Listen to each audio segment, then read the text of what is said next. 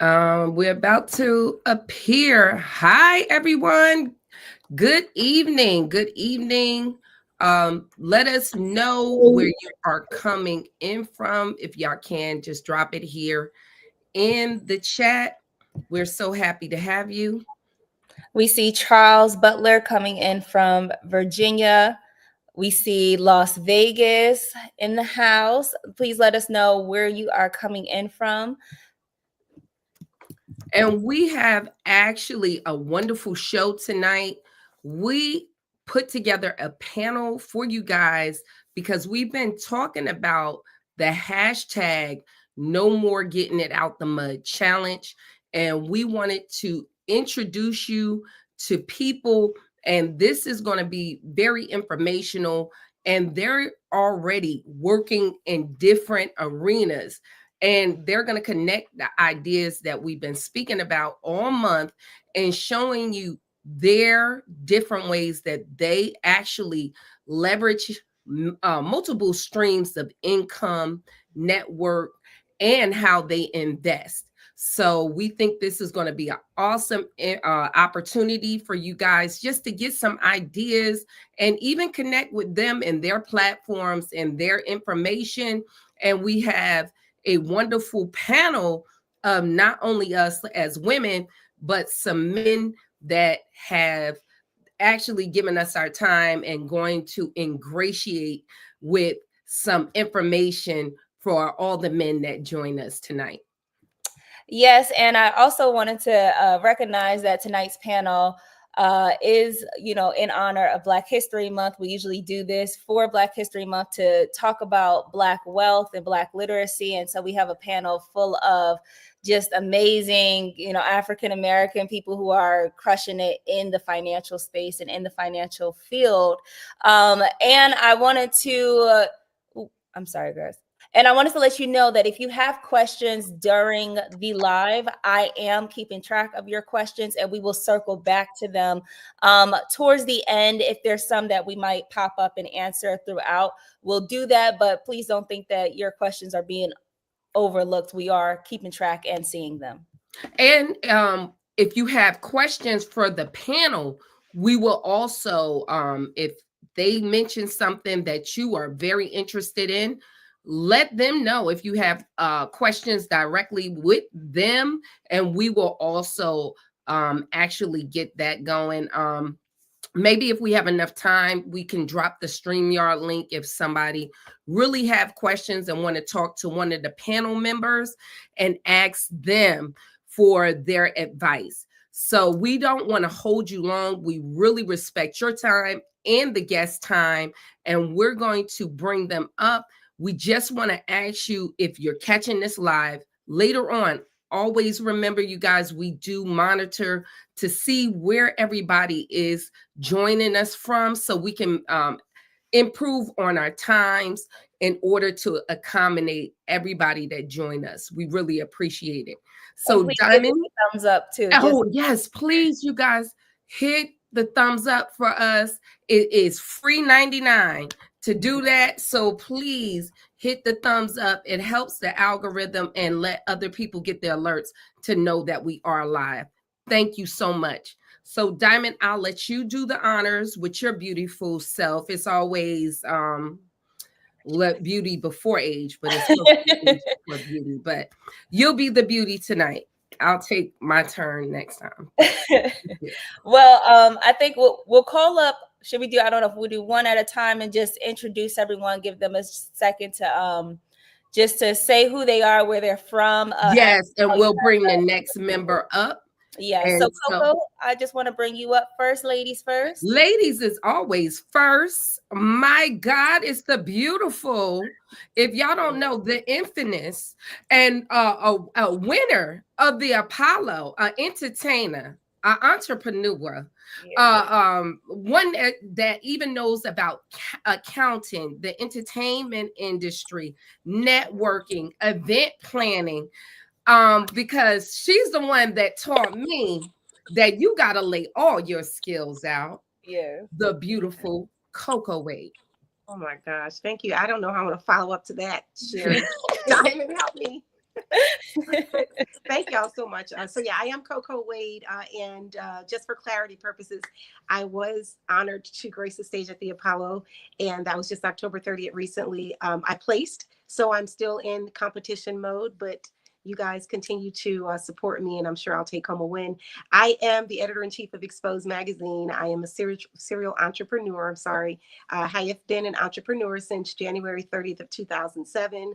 Full time. I've never looked back. I've worked with over 2,000 individuals in the talent entertainment industry, as well as small businesses and startups. For me, I focus on longevity. And so I hope that through some of my books and my hands on coaching and listening to the greatness that's coming from tonight's panel, again, thank you, Sherry and Diamond, for making this happen, especially on Black History Month. Huge, and especially what's happening in the world today. This is amazing.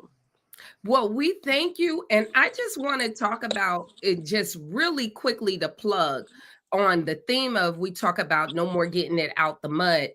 Coco, the way we crossed her is from me launching out with a viral video on Facebook, if y'all don't know. And then I came over here on YouTube and I really wanted to order my put my content in order, and YouTube allowed me to do that. But I met Coco through Donetta, and she invited me to an event. So if y'all want to talk about networking, and she invited me to speak at an event. And that is where I met Coco. We met Coco maybe what back in 2000. My God, how long ago I was want that? to say 15. When was it, No, Diamond? it was before, I mean, 15, before you graduate. It might have been 14, 15. 14, 15. It was Mhm. 14 for 14. And we've been connected ever since. And I am so grateful, you guys. And this is what we talk about, the no more getting it out the mud. Tara Murphy, thank you so Thank much you, for Sarah. the super chat. We really appreciate you, Tara. Thank you. And this is what we want to say about the no more getting it out the mud challenge, just making connections. And I to actually go into New Orleans to meet Coco, and at that event it was such a blessing. You know, me, Diamond, and I believe, did Faith come with us? I believe Faith came with us. We launched out there, and I did it. I wasn't getting paid for it. I went for the opportunity to Mhm. network. So I just want y'all to know. And from that point, Coco, Diamond modeled with her and just learned for her as an assistant. And we learned so much from Coco. So I'm excited to talk about, because she's an expert on, when I tell you you don't need money but connections, Yes. she's the queen of connections. I'm Yes. going to be honest. I never, Coco, I just want to touch this. We went to California. She had her event. We went on this circuit, and I picked a bad hotel because I was not experienced on, the different ways. And a lot of my California people, LA, y'all know Hollywood could be sketchy. Mm. And I just, I'm not knowing the area. I didn't know where I was staying. And something went, wrong with that hotel. And Coco was at another hotel, and she leveraged her connection to be able to give us a discount on our whole stay. And so she is that woman. And when we were out there, remember, it was like that a museum out there that you were even able to leverage your connection. And that's where you had another event in that time. And it was just about her connections. And it was no money involved. And she is where I really learned that idea. And she would teach us. She said, I know y'all are on the internet, but I still believe in shaking hands. And would you expound on that, Coco? Yes. So I'm so glad you said that because I did an interview on CBS, and it was Atlanta News First. And we were talking about the fact that you don't have to have money to start a business. In fact, you don't even need money to make money. I know you heard it before. It takes money to make money. Okay, so it's true, but not entirely in the beginning phases. One thing that I have done is, in saying I've worked with over 2,000 people, I have a pretty good success rate helping people as an idea catalyst and a cash flow catalyst. So I never prayed to be rich. I would enjoy being rich, I'm sure, but my focus was longevity, sustainability, building a legacy, something that my children and heirs could walk into and also make money without the concern of where will I get the next dollar and will I be indebted to someone's job if I didn't want to. And using those resources, becoming resourceful has been my token to longevity for almost 2 decades. And I come from a 15-year accounting career where in corporate I had a cushy salary. So I changed and was able to triple my income. I never even missed the good money in accounting because I already had the network and the resources. And so when you're out there and you're building relationships, I believe in a handshake. You nurture these relationships. Everyone like us who are here helping people and feeding the souls of individuals who are hopefuls and who aspire to do great things, we do selfless acts. We don't gatekeep, right? You pay it forward. There's enough money out here for everyone. And I look at the fact that each one, reach one, teach one. Together we achieve more. That's so important. And it's kept me grounded. It's kept me youthful and peace minded. And it's built a lot of legacy for me and my children and those that I've come across, including interns, like working with Diamond in the early onset of her graduating high school. And there are many others, but ultimately, I will show up, knock on the door, briefcase in hand, literature, shake hands, hug tight, grab food, send gifts, and we call and we talk, maybe 5 minutes, maybe 50 minutes, but maybe once a year, but we will connect in real life in real time. And then we go on to digital business because we do all of it. Yeah. Thank you. And Diamond reminded me, and I don't know if you want to bring it up on Coco. I don't know if we need to tease this. Coco had a billboard. Yes. All off of a relationship. We're just going to pause that right there just to tease y'all, because we're going to let her come in with that, and beauty products that Yes. she launched in a actually nationwide, just stores nationwide. So we want her to expound on that. So we're going to tease y'all with that information. And Coco never revealed to me how she did all of that, but she's going to let me know what she can tonight. You might, the game is sold sometime and not told. So you let us know what you can what you can let us in, but she's going to expound on that. And Coco, we're going to also bring up some of the other guests. So y'all hold on. This is Coco Wade, and we're going to come to our next guest. Yes. And I also wanted to, real quick before we do, because I got to give flowers where flowers is due. Coco gave me an opportunity to work with her, to travel with her. And the experience that I gained with working with Coco and Exposed Magazine opened so many doors for me, even in the job space. And then, like, that was always they're like, wow, you did that. And so when people would see my resume, they would be like, how old are you again? You've done a lot. But that was always the work that I did under Coco and with Coco was the highlight for many opportunities that I had. So I have to say that 100%. Thank you, Diamond. God bless you. And thank you for all that you've done, because you've helped me as well. I couldn't be here without you. Thank you, Coco. Okay, I'm going to bring up, we have our next guest, and I'm going to be bringing up Ricardo. So, Ricardo, if you could just introduce yourself, tell us where you're from, if you're comfortable with doing that, and tell us what you do. Oh, wait, 1 second, Ricardo, you muted. Oh, hold on. There we go. There you go. Awesome. I've been excited, man, to be here, man, this evening. Honored to be on the panel, and Jones, that was beautiful stuff. Made me think of your network is your net worth, and that's powerful. I'm coming out of DMV, DC, Baltimore, Maryland, Virginia area. Specialize in helping people build wealth from precious metal assets, and teaching blockchain and crypto education. Been doing this for since 2018, having a lot of success right now as we see what, you know, the administration that's in crypto, and obviously what's going on with metals.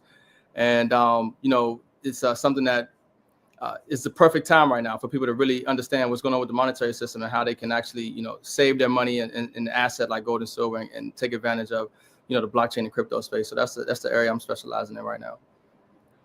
And one thing about Ricardo, just talking about making connections, he connected with me just through social media. He just you caught a video where I was talking about silver and gold, Yeah. and he reached out and shared with me an opportunity, and I still use that today. You know, so this shows you, and he actually just added on something I already was doing, and that was collecting like in gold and silver, but he even showed me a different way to just automate and have that come to you. And we're going to touch on that because this is a credit channel. And if y'all don't follow Ricardo, y'all need to, because he really goes in depth about the monetary system. And a lot of us think that your cash, I'll hear a lot of people, and Ricardo can back this up. Oh, I don't deal in credit, I deal with cash. Your cash ain't nothing but credit. That's the problem that you're actually seeing today with this high inflation. Yeah. You and that credit card is the same as that $20 bill, baby. It's no different because they just print it out of thin air. And so this is what he's talking about, investing in precious metal. Him and myself, we make it a habit out of our income is to trade that for real currency. Yeah. Real, like, you know, because the dollar is currency. It's really not money. You know, it's not a store of your economic value. And so what we do is get silver and gold. And as Robert Kiyosaki said, that's God's money.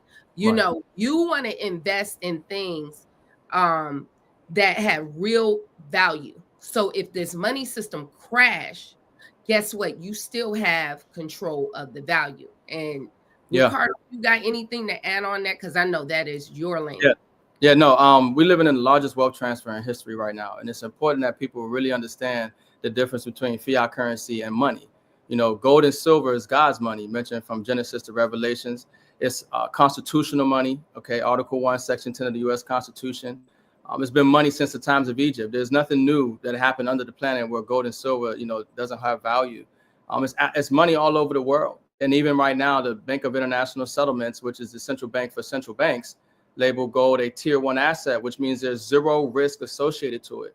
And so right now in the climate that we're in, with a lot of volatility, uncertainty, you know, financial crisis, inflation, everything else, you want to preserve your wealth, your equity, that sweat equity, that work that you're doing, is something that you know will have value, especially if we're having what we're seeing right now, which is a shift, a reset in the monetary system. So, you know, that education on, you know, like Sherry was saying about the dollar is not really money. It used to be money when it was backed by gold. It's no longer backed by gold. You know, the dollar, that's what gave it its value and credibility across the globe, is that the world could exchange it for money, which was gold. The dollar is really IOU. It's a certificate, you know, for the gold. But now it's not. It's just a unit of debt. In fact, you know, most people don't understand that the Federal Reserve is a private bank, you know, and their product is the dollar, which is debt. And you have to pay that debt back to the Federal Reserve plus interest that never existed in the first place. And then you're taxed on it. So you have to get smarter about how you preserve your wealth and have it grow for you without exposing it to risk. And that's why we're seeing gold, you know, take off to all-time highs right now, close to $3,000 an ounce. But it's also critical that people get educated on the blockchain. Okay, because nobody's coming to save you. And right now, the economy that we're in right now, the most valuable asset is education, is your understanding, following the right people, getting the right information, acquiring the right assets. If you do that, you're going to put yourself in position to maybe even thrive from what's to come, as opposed to getting wiped out or suffering. So, yeah, you're 100% right. It's important that people really understand the problem so they can appreciate the solution that's being presented to them, because this is the time to take action. And that is awesome. And so that is his introduction, and that is Ricardo. And we want you guys to really listen to all the panelists. And we have another panelist that's coming up. Diamond is going to introduce Chris.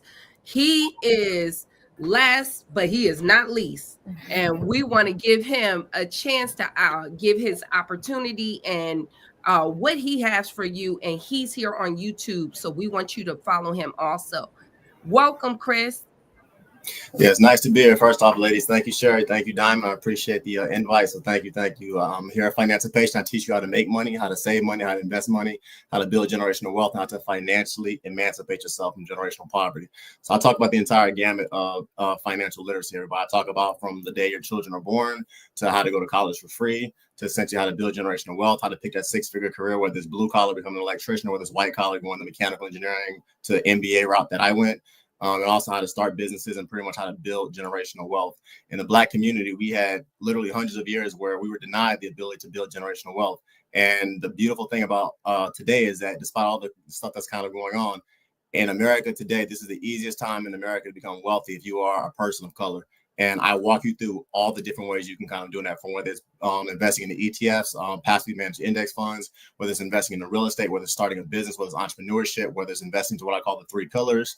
I teach you how to do all that stuff on my channel. So I'm looking forward to this conversation, ladies. And thank you for having me. I'm going to get a shout out as well from the 305. So, yeah. Yes. And really quick, someone's asked, will there be links for making these investments in gold and silver? Yes. So Ricardo, if you want to drop your link down in the comments section below, please do. And for Chris, I wanted to go back and to say that, again, with the networking. So we met Chris actually at FinCon, which is a conference for people in the financial space over in Atlanta. And we just kept in touch. And so it's just amazing to see, like we said, our challenge for this month and ongoing is no more getting it out the mud. And so we're really utilizing like the strength of just your network and coming together. So I do have a few questions that I kind of cherry picked through that I would like for everyone to kind of be able to touch on. And the first question, since everybody here is in the financial space, what do you think is the biggest financial myth within our community? So within the Black community, within minority communities, that needs to be broken? Does anyone go first? Anyone want to go? I'll go first with that. I think the biggest lie that I was always taught and told was that it's hard the stock market is challenging and hard. Full disclosure, I've always been good in math. I'm an engineer and I did get my MBA. So for what it's worth, I guess I've always been good at math, whatever that means. But it's extremely easy to get wealthy in the stock market. And the stock market is extremely easy. They take basically $5 words and basically put $500 words in front of them to make it sound complicated. But the system that I teach, I basically break down somewhat complicated concepts and make it seem extremely easy. So you can talk to your boys in a barbershop. You can talk to Tyrone on the block about it. You can talk to pretty much anybody. I make very somewhat challenging concepts that they try to make in finance that seem quote unquote hard. I break them down and make them very easy. So to me, that is the biggest myth about the Black community, about financial literacy. People, it is extremely easy. And that's something that I tell everybody before I start doing my one-on-ones and my sessions with them, before I start any podcast that I drop. Love that. Oh, sorry. Go ahead, Ricardo. No, I was saying it's awesome. Oh, that's fire. And I would have to say myself, I would think we kind of mentioned it earlier, is that the dollar isn't money. That we think that the dollar is money. I think that once you have that paradigm and that mind shift about the difference between debt versus money, you start to operate differently, because you realize what you're holding, what you're relying on for your retirement, for your future, is really losing value because of inflation. It's it's a unit of debt. It forces you to think differently about how you build your wealth, how you save, how do you prepare for your future, especially as you understand that the more money they create, the more debt is in the system, the less value, the less purchasing power the money you have. So the more government spending, the more creation of money is really inflationary. It's dollar purchasing power negative. And so if you're not gaining a rate of return greater than inflation, you're losing money. But a lot of people believe that they're saving money when they save dollars, and you're not. You're saving debt, and it's losing value the longer you save it. So to me, one of the biggest things that impacted me was 2008, financial crisis. And I would hope that a lot of people have woke up from that, because, everything was good until it wasn't. AAA ratings for the housing, and everybody thought the market would continue to go up, and then we know what happened. People lost their 401k for their retirement. People were ready to retire, they couldn't. People lost their homes, they lost their jobs, and understand they never fixed anything. All they did was print more money, bailed out the banks, and they didn't change any laws. I mean, they gave us Bernie Madoff, but they just reinflated, and he wasn't even a banker. He had nothing to do with it. Afraid to borrow, printed more paper. Crisis after crisis. Oh, okay, yeah, crisis after crisis scenario, and it's coming to a point where we're seeing a reset. This is something that people have been knowing it was coming for a while. They thought 2008 was it, but I believe this is it. We're on a precipice of a total reset of the financial system, and it's important that you're just hedged. You diversify and you're hedged, and one of the best ways to do that is with a tier one asset, like gold, and obviously the most undervalued physical asset on the planet, which is silver. So yeah, the dollar's not money. It's not money, and don't confuse the two. Oh, yeah, go ahead, Chris. Yeah, another thing I want to bring up as well too is that another issue that I find in our community, because once again we were literally stripped of the ability to be able to build wealth for hundreds of years in this country. A lot of us we want to get it really quickly. I think in the Instagram microwave society that we live in, a lot of people are taught, okay, I need to make my money, I need to get the bag, I need to do this, I need to by any means necessary. But something I always tell people is that, look, to all my parents that are out there, if you put the day your baby is born, if you put $1,000 into a brokerage account for them, you basically invest $250 every month. The day they turn 18, they're going to have $250,000 waiting for them. If you put $1,000 a month in there, they're going to have $1 million waiting for them the day they turn 18. So all my parents that are listening to this podcast right now, how many of you guys would like to know that the day your baby turns 18, they would have anywhere from $250,000 to $1 million waiting in their bank account, guaranteed, based off of the compound interest effect of what the stock market has been doing since the 1970s. And when I talk to Black people like that, they're like, wait a minute, you mean to tell me all I got to do is just click a mouse and every month basically put a pair of Jordans essentially into the stock market for my kids, and they could be a millionaire the day they turn 18? And I'm like, yes, this is how you do it. When I was growing up playing ball and lifting weights and boxing, doing all that kind of stuff, I never heard this kind of stuff when I was young. But when I got older and I started understanding pretty much the way the market works and the way this knowledge is not being taught to our people, I was like, cool, I got to take this all over the world. So that's what I want to tell my parents. Sometimes it's about slow and steady wins the race, and it's about understanding pretty much how the stock market works and how business works and how to legally lower your taxes and minimize your taxes. And that's just a little quick point I want to make. It's another financial myth in our community as well. Yep. Thank you and for Coco, that. Yes. And Coco, your perspective also on Diamond, once again, the proper term, what is the biggest financial myth that you feel that us, Black Americans, or as you see for Black History Month, what do you feel like our community is told? The biggest financial myth? Oh, 1 second, Coco. You were muted. Sorry. Okay, no worries. So I think the biggest financial myth for our community particularly is that you have to have all this money to make money. You have to have a substantial amount of money before you get started and to make money. I'll give you an example. In 2007, when I started as a full-time entrepreneur, because I had what they consider side hustles before that, while I worked in accounting just for the leisure lifestyle for me and my kids.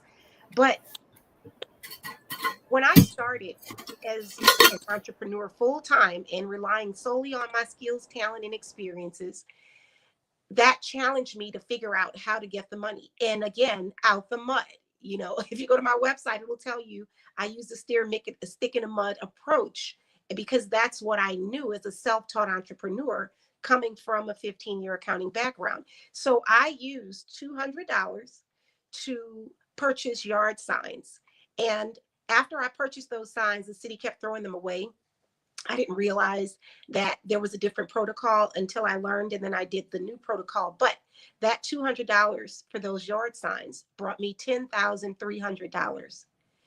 And that was one of many opportunities that I had to do that over and over and over again. And so I realized, like you mentioned earlier, one of the gentlemen, when you were talking about the Jordans and then your children, becoming financially positioned to get either 250,000 when they get to be 18, or becoming, a millionaire. The same theory with the Jordans is what I paid for the signs. And I learned something that day, that I was able to take $200, the same 200 I would spend at the mall, and come up empty because I walk out with this bag. And then that can't, it's not appreciation value on any level. It depreciates the minute you leave out. So I started thinking differently. I had a mind shift. Thus my book, 12 Laws of Entrepreneurship, The Mind Shift of a Millionaire. You have to shift your thinking process, and you have to understand it doesn't take a lot of money. It take a lot of guts, though. It take a lot of guts to believe in yourself, to take the first leap of faith, to shake hands, to understand you're going to be told no, probably one yes per 100 no's. You're going to have doors close, and then doors will open, and you'll elevate. And then, failure. I heard a quote from Denzel Washington: failure is absolutely necessary to succeed. And so don't be afraid of that. Embrace it, learn from it, and then move on. That's how you elevate. But yeah, it doesn't take a lot of money, sometimes none. And I know Diamond teaches on that as well, how you can create passive income. Thus, my other book, Never Broke Again, Passive Income Trends. But I love seeing that we can, as a culture, make money with little to no money, and then start to flip, and then start to make your money work for you, and things like that with the gold and investments and stocks. And once you get it, but you don't have to wait to get started, because the money is there waiting for you. Thank you, Coco. That was awesome. And even with that question, Diamond, do you wanna answer, or because I would like to also, me and you gonna actually give our perspective on that. And one of the things I want to give on that perspective is with our community, one of the biggest myths about that in our community, I feel, is feeling that you have to be old to buy a home. That's one of the biggest myths. And that credit is evil. I'm going to tell you, credit is the biggest hustle, that if you know how to leverage, you need to leverage. No other way, that you don't have to work to get cash. Like the mindset, and that I think I don't talk about it much. I had Diamond at 19 years old. And by me having Diamond, a lot of people saying being a single mom, I think she was one of my greatest gifts, because it forced me to get serious. I knew I had to put her in a better situation. And credit was my way to obtain an asset to this day that creates me not only cash flow, but also build wealth. And instead of y'all getting in student loan debt, like I said, my mother added me on as an authorized user. I merely only had a student loan, maybe some student loans that I made sure that they were in forbearance and paid on time, in a credit card. And I had enough credit with a 650 credit score to buy a home. That's it. With FHA, 3% down. So the money that y'all putting out for apartments, you can actually control an asset and also cash flow. So most people want to go after a single family. A lot of y'all don't know, just with your credit going for a multifamily, when you put that down on paper, that income is equated to you. You ain't making no money. I don't get it. It's 50,000 I was making, no, 40,000. They looked at the rental value and they accounted the rents that I didn't even control and added to my income, so I can actually now obtain a home that I lived in one unit in a better community. I got 2 additional cash flows I ain't have to work for. I never paid for a mortgage in my life to this day. Leverage that to buy a second multifamily, and they were all tax write-offs. Catch that. And tax write-offs. So instead of y'all constantly going after a job, I understood to leverage the job to get the multifamily, and then that multifamily can pay for Diamond, always tell you, I always pretty much since in my early 20s been in a BMW, and I'm talking about a truck. And I'm not saying that as a flex, but I don't pay for it. So a lot of what people are getting into problems with your credit, you're buying crap. I'll be honest. You need to stop taking your credit to get liabilities and leverage it for assets. Like me and Ricardo is saying, yo, cash. A lot of y'all keep saying, I just want to deal in cash. Baby, it's credit. We're trying to let you know there is really no difference between your dollar and that credit card whatsoever. The banks, they're just making it out of thin air. Your problem is what you're buying with your credit. So understand the difference. You go to that car dealership, baby, it ain't hard to get a car because they got to move them. They sit there. The longer they sit there, the more they depreciate. But go to that mortgage banker. Ask them about those assets and see how they treat you differently, because there's a difference. You want to get assets with your credit and not liabilities. Leverage your credit for business and stop just chasing this nonsense. You just can't work for the rest of your life. Credit, unbeknownst to a lot of you, because you've just been taught wrong, is actually the biggest gift, because you can get access. I got access with just fronting 40,000 a year, and I got access to $100,000 value, $169,000 value home that's almost breaking $1 million today, and it makes me money. So I didn't have to work. I ain't have to save. You can't outwork this inflation. You're gonna have to think it, and your credit is the way to do it.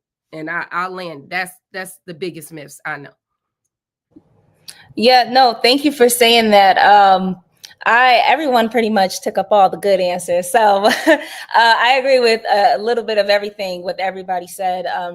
For me, I would say that there isn't a one size fit all way of building wealth, a one size fit all way of being successful, because times change. So, so many different times. So it's like in my grandparents' time, I seen someone say that their biggest myth was go to college and get a good job. But it might have worked at that time. Things are changing so rapidly, and with technology, they're changing so rapidly. And so some people may say, well, the best way to get rich is to be a content creator, or the best way, to do these things. I believe that I believe that you got to consult your God. You got to consult God on what is the best way for you to go and the path that he wants to take you into. And there's so many different things. Like everybody here has a different story, has a different background, and has a different way of how they got to where they are.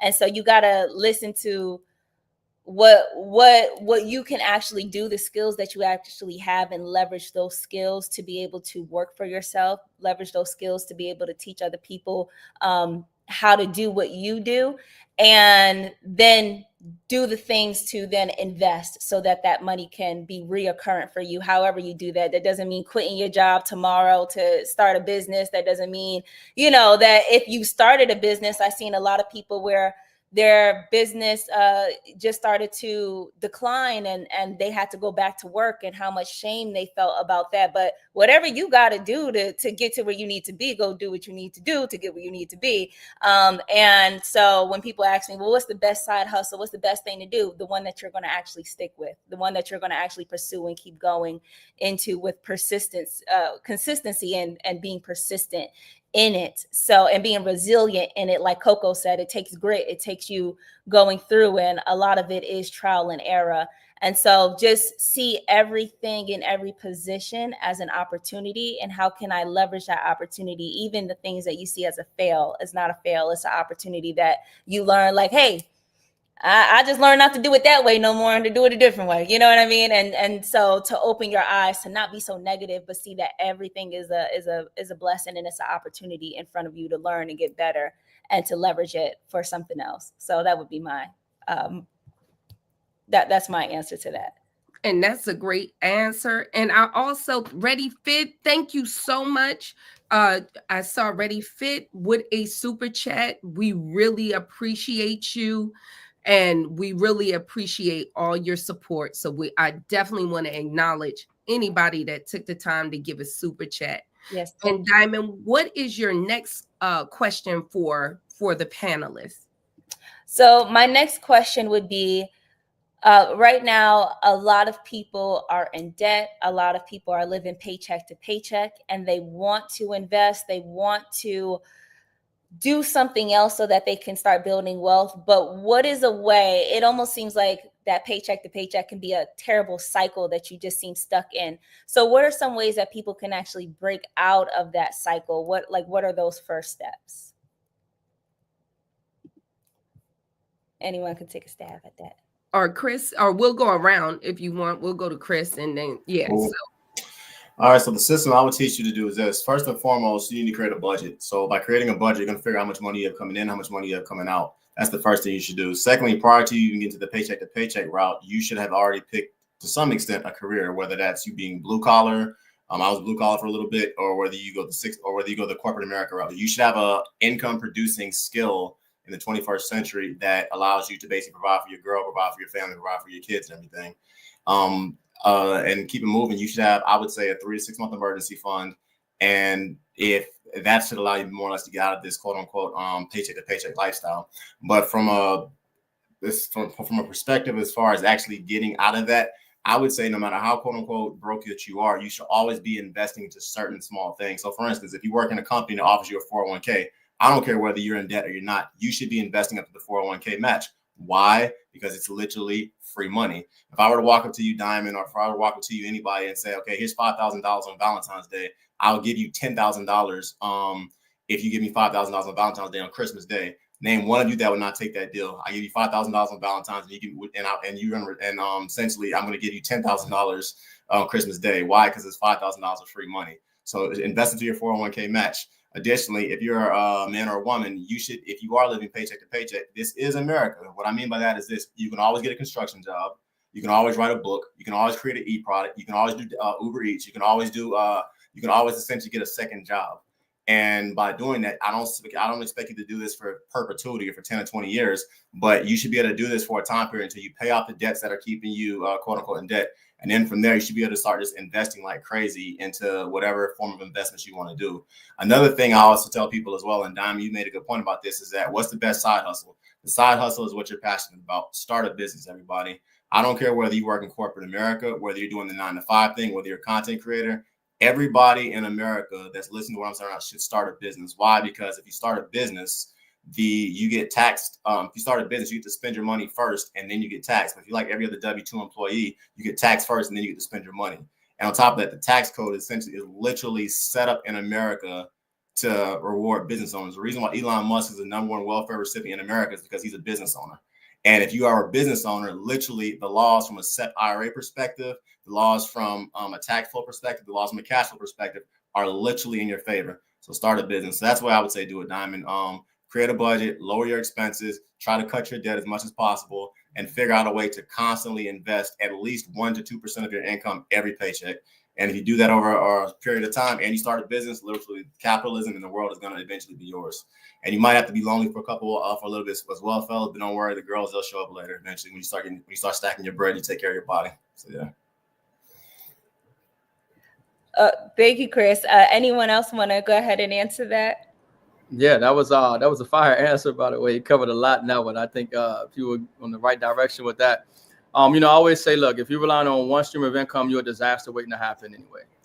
And especially in this economy. Obviously we talk about inflation a lot. And the thing about the economy that we're moving into that people need to understand is, the jobs market is not ever coming back the same way that we think it is, because of AI, because of automation, because of robotics. During the industrial era, they needed your manual labor. They needed you to do things.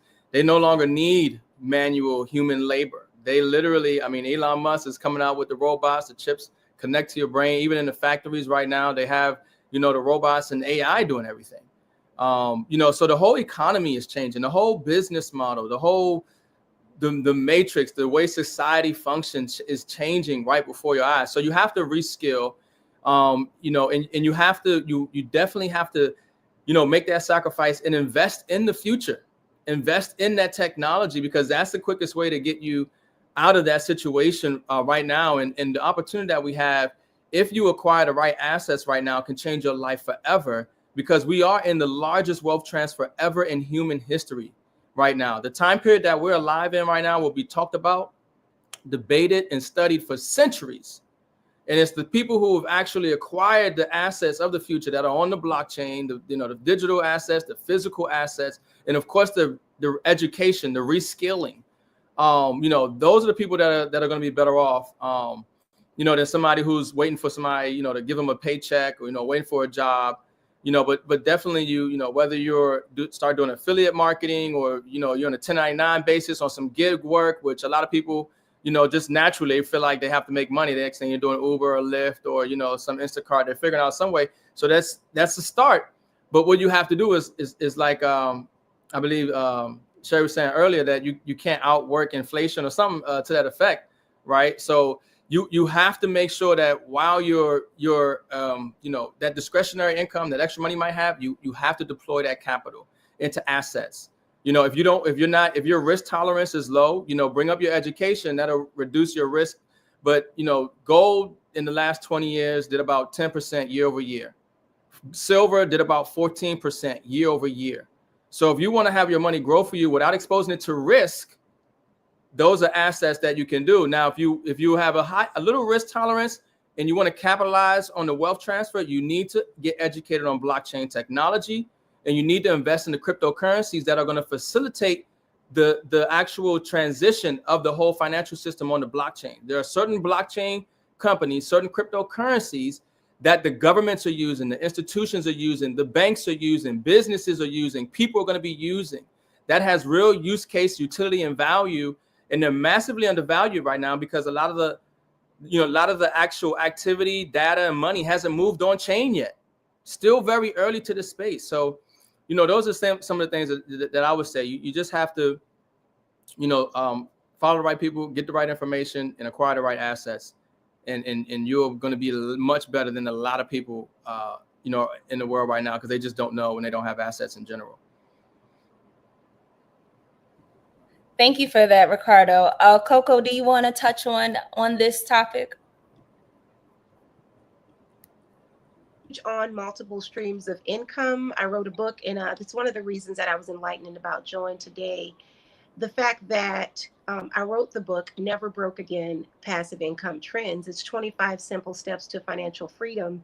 It gives everyone an opportunity to gain additional income, making money while you're asleep. And it's getting into that evergreen cash space and cash flow type of money for your business, and even for yourself. And so if you're living paycheck to paycheck, I believe one of the best ways to get out of that is establishing passive income.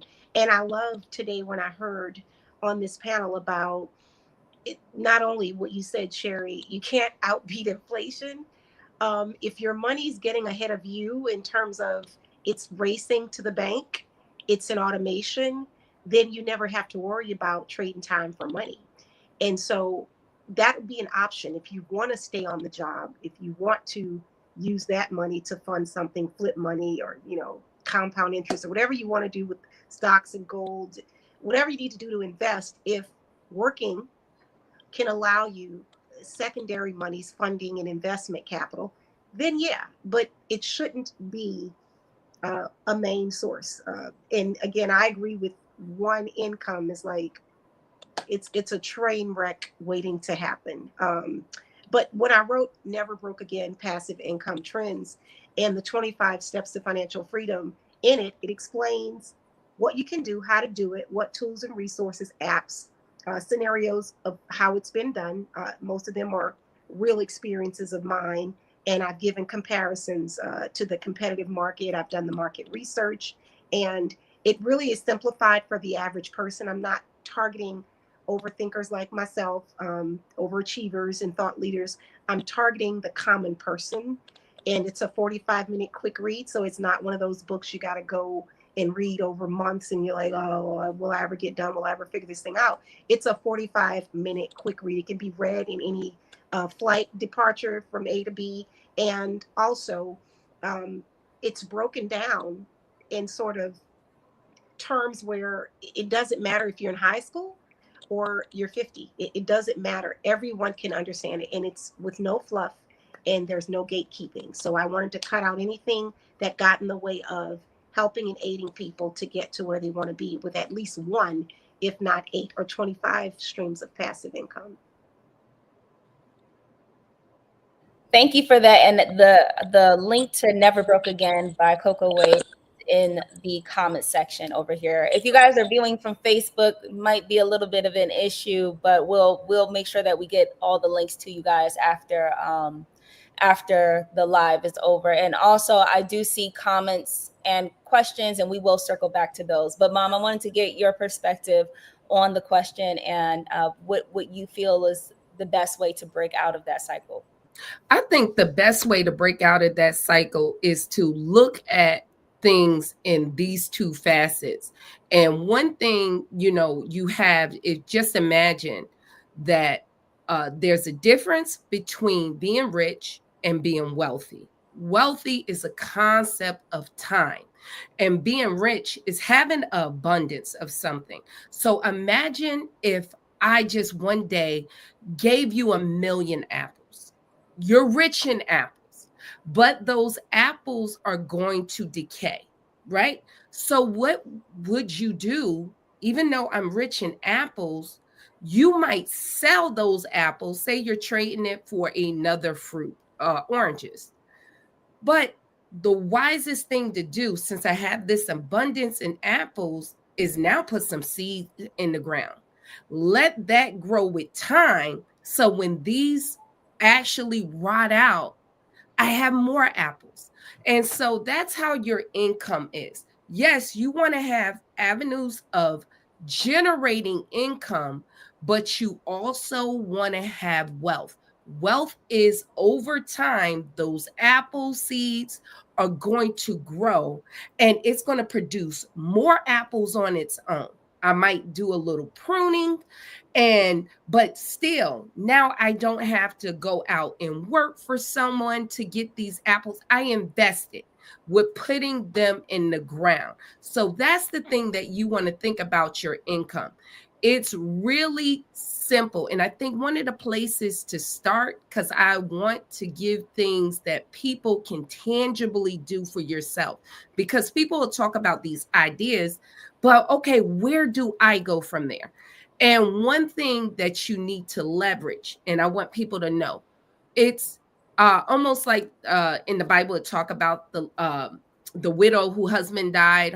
She was in debt. Her sons was in debt, and she went to the prophet Elisha and said, "Hey, my husband was a good man. You can be a good person, but financially in a bad space. So don't think that you being in a bad space financially don't make you a bad person whatsoever. But you, as like Diamond said, you want to get with God." And she saw him as an authority for herself for direction. And one thing that he said, "What do you want me to do for you? What do you have?" And I thought that was weird. I'm like, she's coming to you for answers. He's saying, "What do you have in your house?" And so I'm asking you guys that same question. What do you have in your house? What is your skill set? If you are being hired by jobs, they're hiring you because you got a skill set. Whatever you're putting on that resume is something you need to look at to leverage and work into innovation. And one thing that was very inspiring me, he told her, "Go and borrow some vessels and not a few." And when I looked into that vessels, the people that she went to inquire with, and I don't want to get too deep, but that whole thing, that when I really went back and looked at that, they actually went and inquired amongst their own community. This is what I'm talking about, network. And those people gave them empty vessels. These were vessels that they had for storage, for oil. It could have been even held tools. These was things that was already constructed.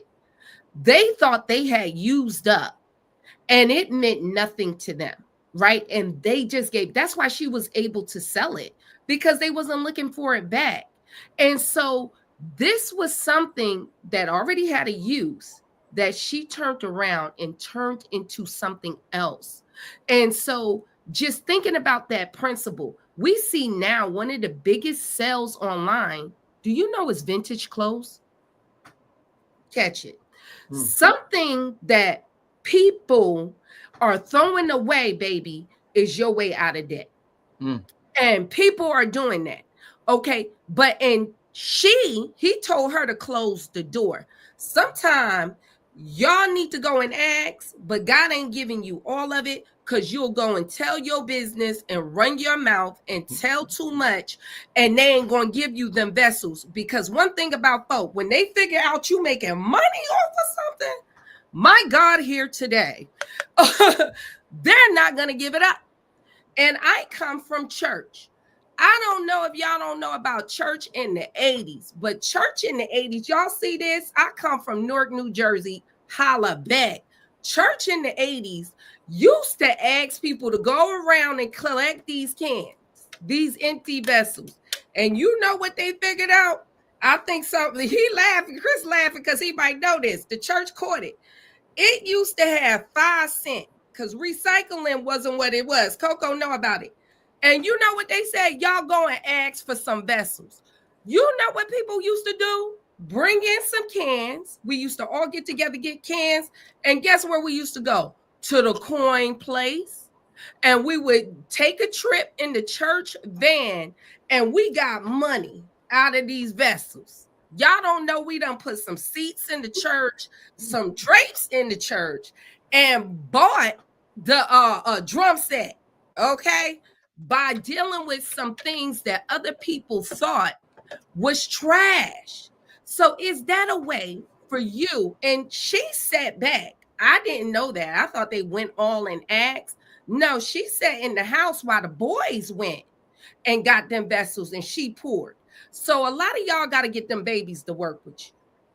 Let me say it again. You're going to have to get them babies up in your house to work with you. And I said this is talking about getting out of the mud. One of the things we got to kill is this, my independent, getting it by myself. You must work in a community, because there's some work that need to be done that you can't do by yourself.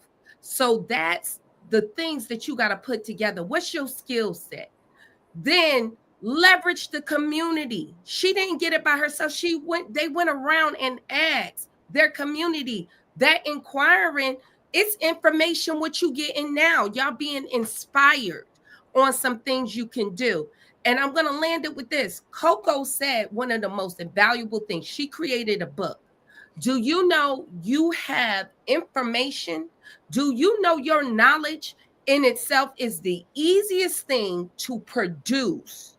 And it's intellectual property. Do you know my books that I have on Amazon is an inheritance from my children? That's my intellectual property. Do you know when we make these videos, me and Diamond to tell you, one video she made $30,000 because it was our intellectual property. I keep telling y'all, the knowledge that you have is gold. Ricardo told you data, and he said information is the new money. A lot of y'all sitting on a lot of currency, but you too shy. How about it? Nobody watch me. If nobody watch you, ain't nobody seen you. So what are you worried about it for? You're too insecure and worry about what everybody got to say. And most of them people broke anyway. That's why they saying stuff, because they ain't really trying to go nowhere. So they trying to keep you there. You got to shake that loose. And the way that you could figure out what's your biggest asset, what do people ask you to do all the time? And y'all do it for free. I had a friend at one time, and she would tell you, and she was out of work. I'm like, them people come to your house, eat all the time, make them buy a plate. Y'all, come on, y'all got to go back to some of the stuff y'all used to do. The church, just follow the church. The church made some plate. They got the sister that made the good what was that, chopped barbecue? My God, people will pull up to the church for a plate. They say it's your church. Some of y'all can cook. Why you ain't cooking your way up out of debt? God done gave you that gift. You got to leverage. Just think. And Tim Ferriss said it the best. It's called The 4-Hour Work Week. Really great book. If you had a heart condition right now, and they tell you if you work over 4 hours, you're going to drop dead, what would you do to make money? Coco just said a book. A lot of y'all, if you think about a book, something on your knowledge you have, selling it on Amazon for $25 in those 4 hours is $100. And that's all you would have to generate to sell that there, and it come to somebody's door. Do you know how much money you will make in a day? That would be your income. That would be your income. And then you need to chop that down. Now, instead of 4 hours, what would you do in that 2 hours to make your salary each day? And that's all you got to figure out, y'all. And I'll land my plane there. But that's what you have to do. No, that was good. Yeah, right. That was good. That was good. I'm going to agree with what you said. Everything that you said would be my position.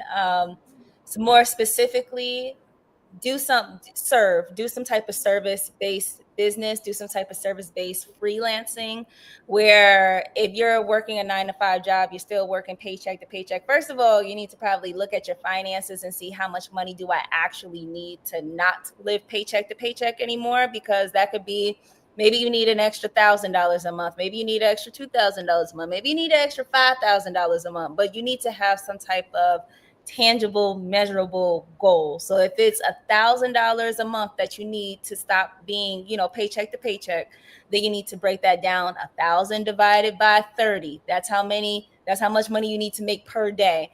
And now you need to figure out what service can I offer to make that amount of money per day. And it could be something. You could be a virtual assistant. Like I have a virtual assistant, and all she does, she answers emails, but she gets paid every single week by me. We have someone that handles our email marketing now. And even with AI, it's not so much, it's like AI, I use AI a lot to help me generate and organize my ideas. But when it comes to the implementation, I still need people to work and implement at the same time. And so you can be an implementer for the time being, just to make sure that you can get out of that paycheck to paycheck cycle. And then if you end up making $1,000 as a freelancer, or it's just doing a service, whether it's a cleaning business, whatever you have, like my mom said, whatever you have in your house and you, or inside of you in your house, whatever, in your mind, to go ahead and turn that into a service. Then you use that where you don't have to put too much money or invest. And once you start making that money, then you reinvest and you get a little extra, either knowledge, you get a little extra product, you get a little extra something, so that you can start selling that service at a higher level, or getting assistance under you, so this could become a lot more passive. And then you start to use the knowledge that you just use to create that money and go teach people how you did that. So if it was a cleaning business, go teach people how you were able to create a cleaning business. And people will say, well, I'm not a millionaire in this. If you earned $100, that's $100 more dollars than the next person earned in that. And they would like to know, how did you earn that $100? And so, use your skills, use what you have, serve, and then teach people what you just did. And that's a way that you can get out of that. So that would be that's my answer on there. So I have one more general. And can I just add one thing? And I think it's very important. I just for the audience, and I'm just, it's going to be a little awkward silence. Which one is easier to do? To save up $50,000 or to borrow $50,000 from the bank? Which one in time is quicker? A lot of y'all got to stop playing with your credit. Y'all better stop playing. I keep telling you, your credit is one of the best assets, but y'all not, you're just not leveraging it right.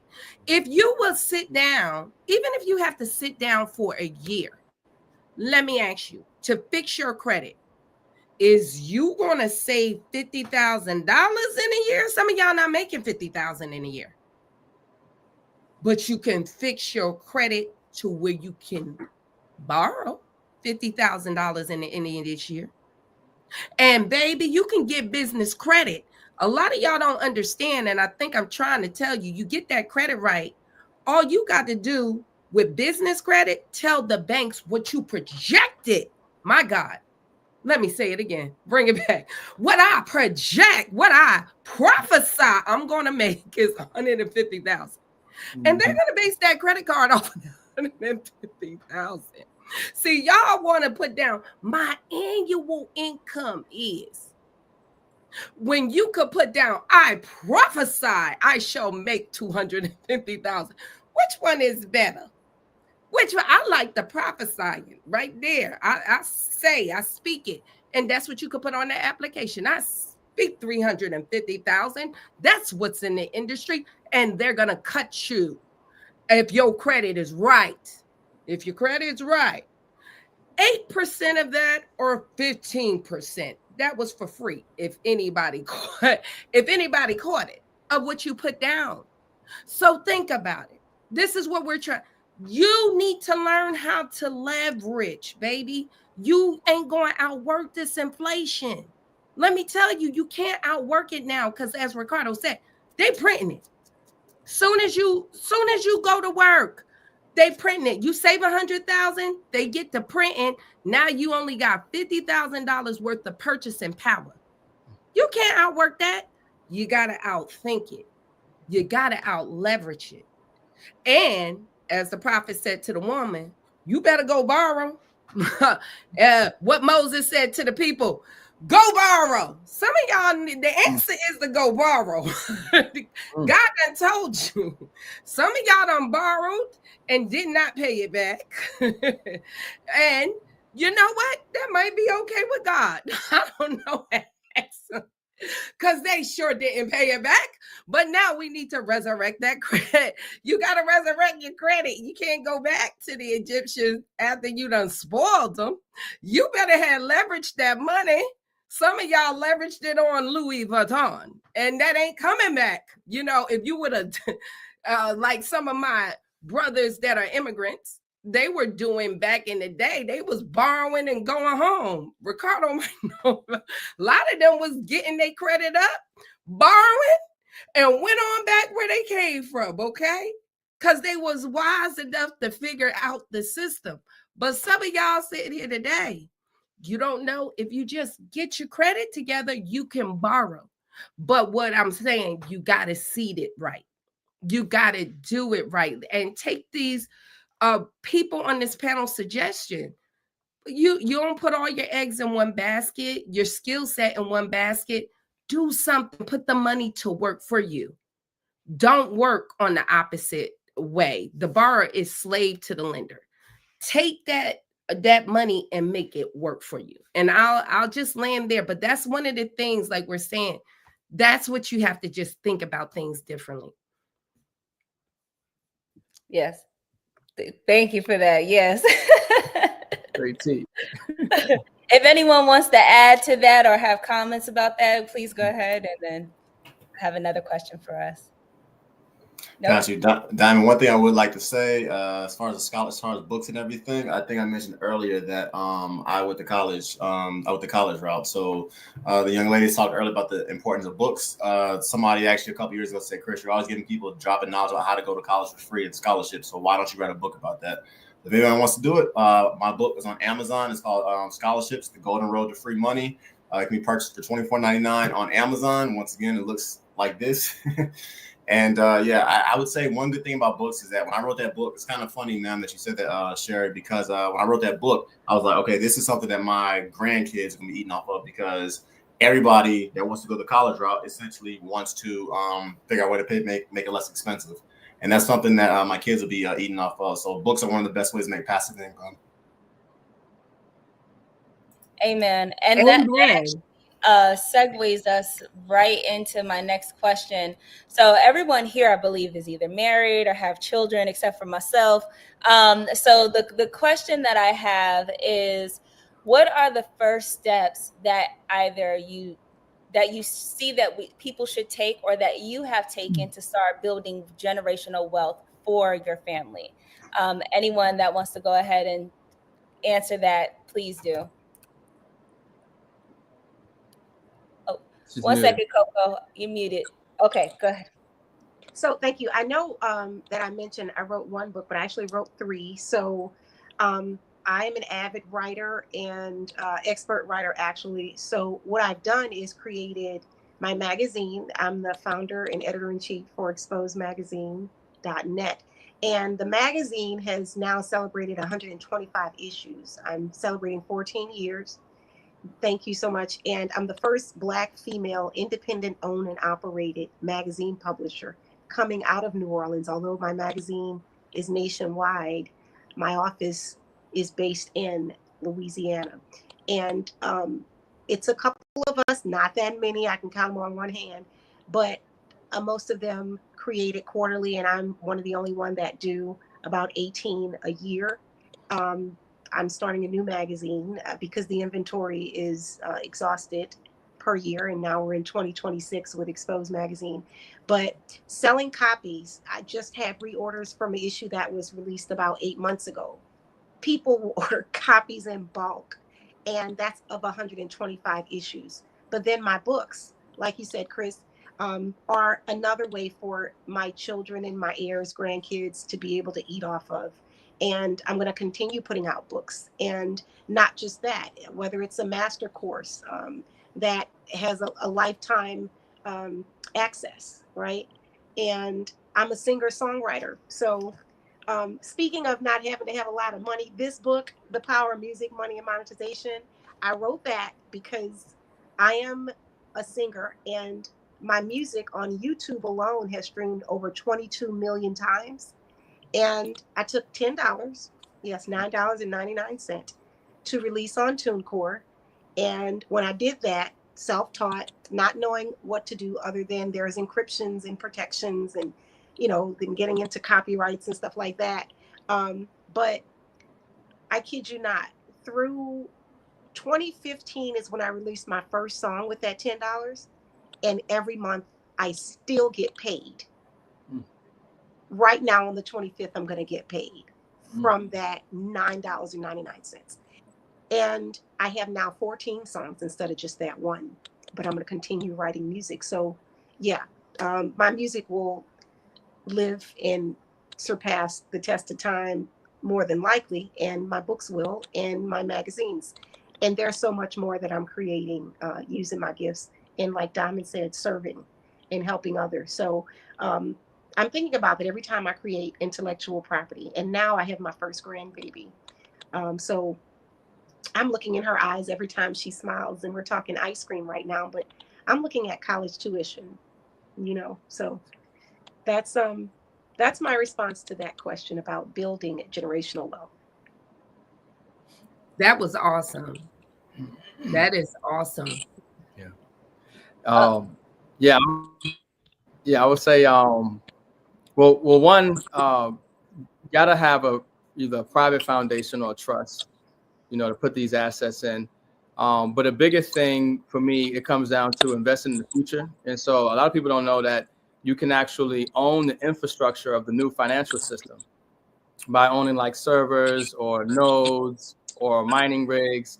The thing about blockchain technology, when I talk about the monetary system, is everything is going to be on a blockchain. Literally everything. I mean, they're already talking about putting voting on the blockchain. The whole financial system is going on blockchain. The tokenization of real world assets and securities, everything is on the blockchain. Now, the opportunity that you have by getting on the blockchain is an opportunity that never existed to us before, because generally you had to be an accredited investor to be able to take advantage of the real wealth building opportunities early on.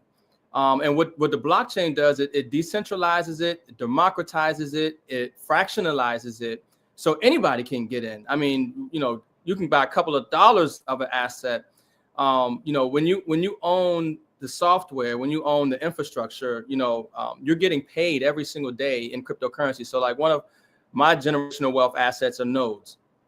So I own a node. It runs on the blockchain. It's facilitating the the transfer of, data and money and, things on that blockchain, and it's going to run for life. As long as I own that software, it's going to run for life, and it's going to pay me in cryptocurrency every single day for the rest of my life and beyond.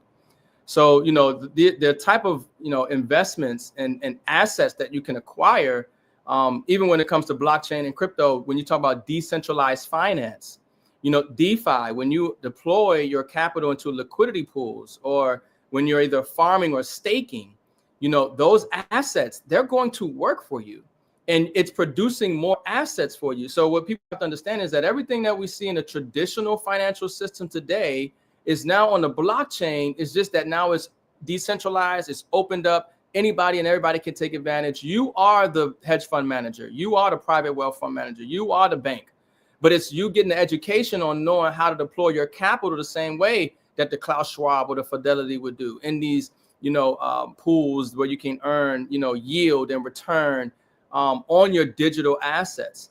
And this space is just getting started. I mean, the blockchain crypto space, like $3 trillion right now. But just in RWAs, which is real world assets, that's a $1.64 quadrillion market. So we're talking about quadrillions of dollars that are going to be flown into the blockchain. And if you're in the right assets and you're in the right projects early on, you're just going to create, massive wealth because of the timing. The assets are not always going to be this cheap. The opportunity is not always going to be this ripe. So it just comes down to, timing and positioning. But so for my loved ones, for my family generation that comes, they're definitely going to own infrastructure, and they're going to own assets. And obviously, real estate and other things, and it's going to be in a private foundation, and that's how I see it running. Yeah. And that's awesome. I got you. I guess I'm up next. So I'm gonna walk you guys through just kind of the system that I think about and how I think about this. So first and foremost, if you have a kid, and I kind of said this a little earlier, you should start a UTMA, a Unified Transfer to Minor Act, or a 529 the day they get their Social Security number. Now, there are benefits and pros and cons to both. I can walk you through those at a different time period. But as a father, as a mother, you should start a UTMA or a 529 the day your child gets their Social Security number. And if you got $1,000, put $1,000 into it. And then, as I said earlier, if you invest $250 or $1,000, if you invest $250 into it, into a total stock market index fund that averages about 12%, your child will have about $300,000 the day they turn 18. If you invest $1,000 a month into it, your child will have $1.1 million the day they turn 18. And they can use that money to start a business. They can use that money to become a real estate investor. They can use that money to essentially buy property, land, or even throw it into another fund that's tax efficient, such as a Roth SEP IRA, when they start their business, and just continue to stack paper. So that's what you should do as a parent. Now, let me say to all my parents that are listening, I talked about earlier about the power of compound interest. So let's say you do work in corporate America, right? So let's say you max out your 401k. Let's say you invest money into your Roth IRA. Let's say you invest money into your health savings account, which is your HSA account. Let's say you start a brokerage account.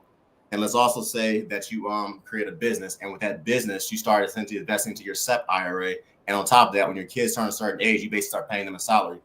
And this also, so I just literally broke down 8 different passive forms of income that you could basically have literally just by waking up and breathing.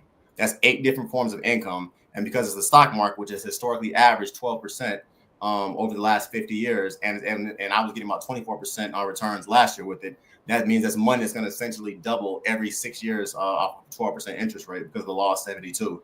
So I just basically broke down 9 different ways you can build. You can basically build generational wealth for your family.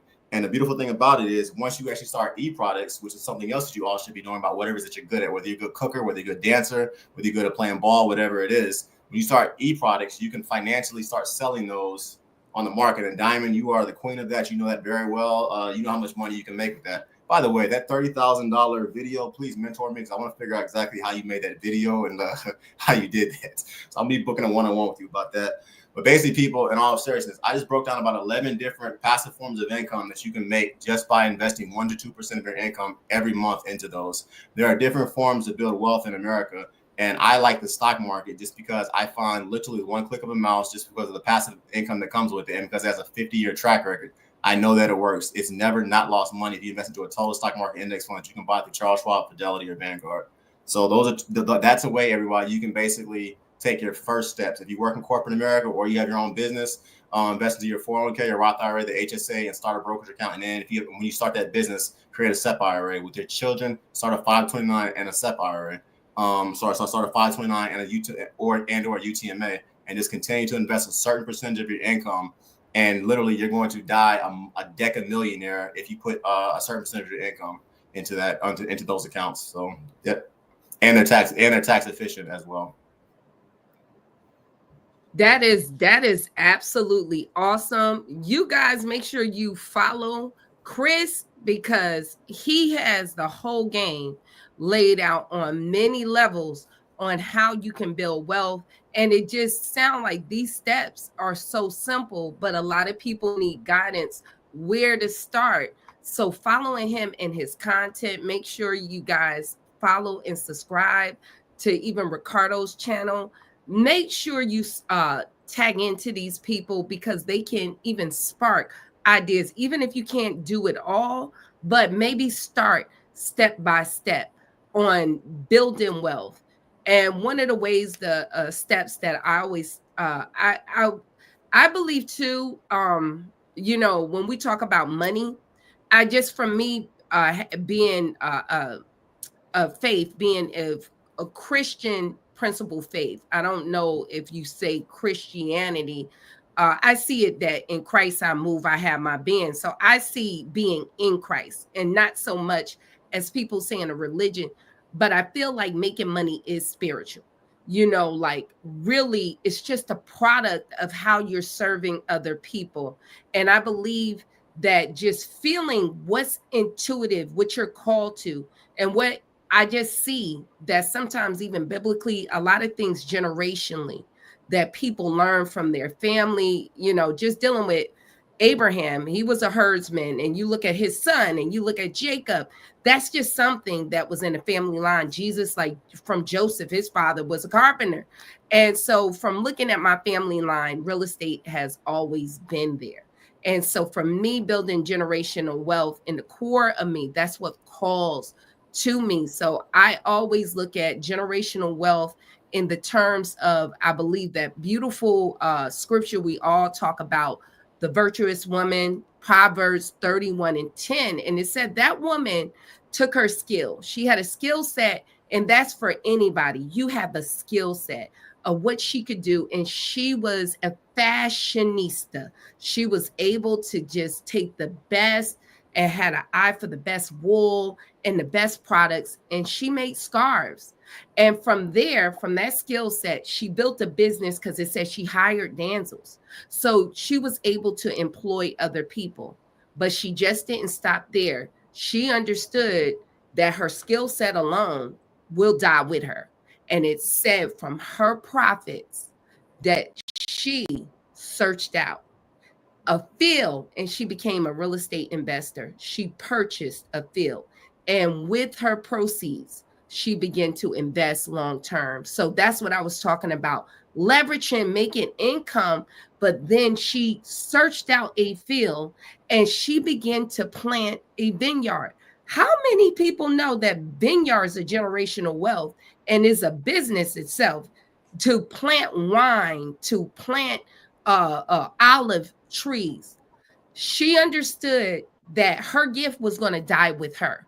And in order for her family to be able to have that generational wealth, it was real estate for her, and even farming. And Diamond, to tell you, just land, generational farms that we have, trees. My father do that a lot with trees, cut trees. Just planting trees is a form of wealth. It's every, he like 74 acres, and he will cut it in sessions, and it's like $60,000.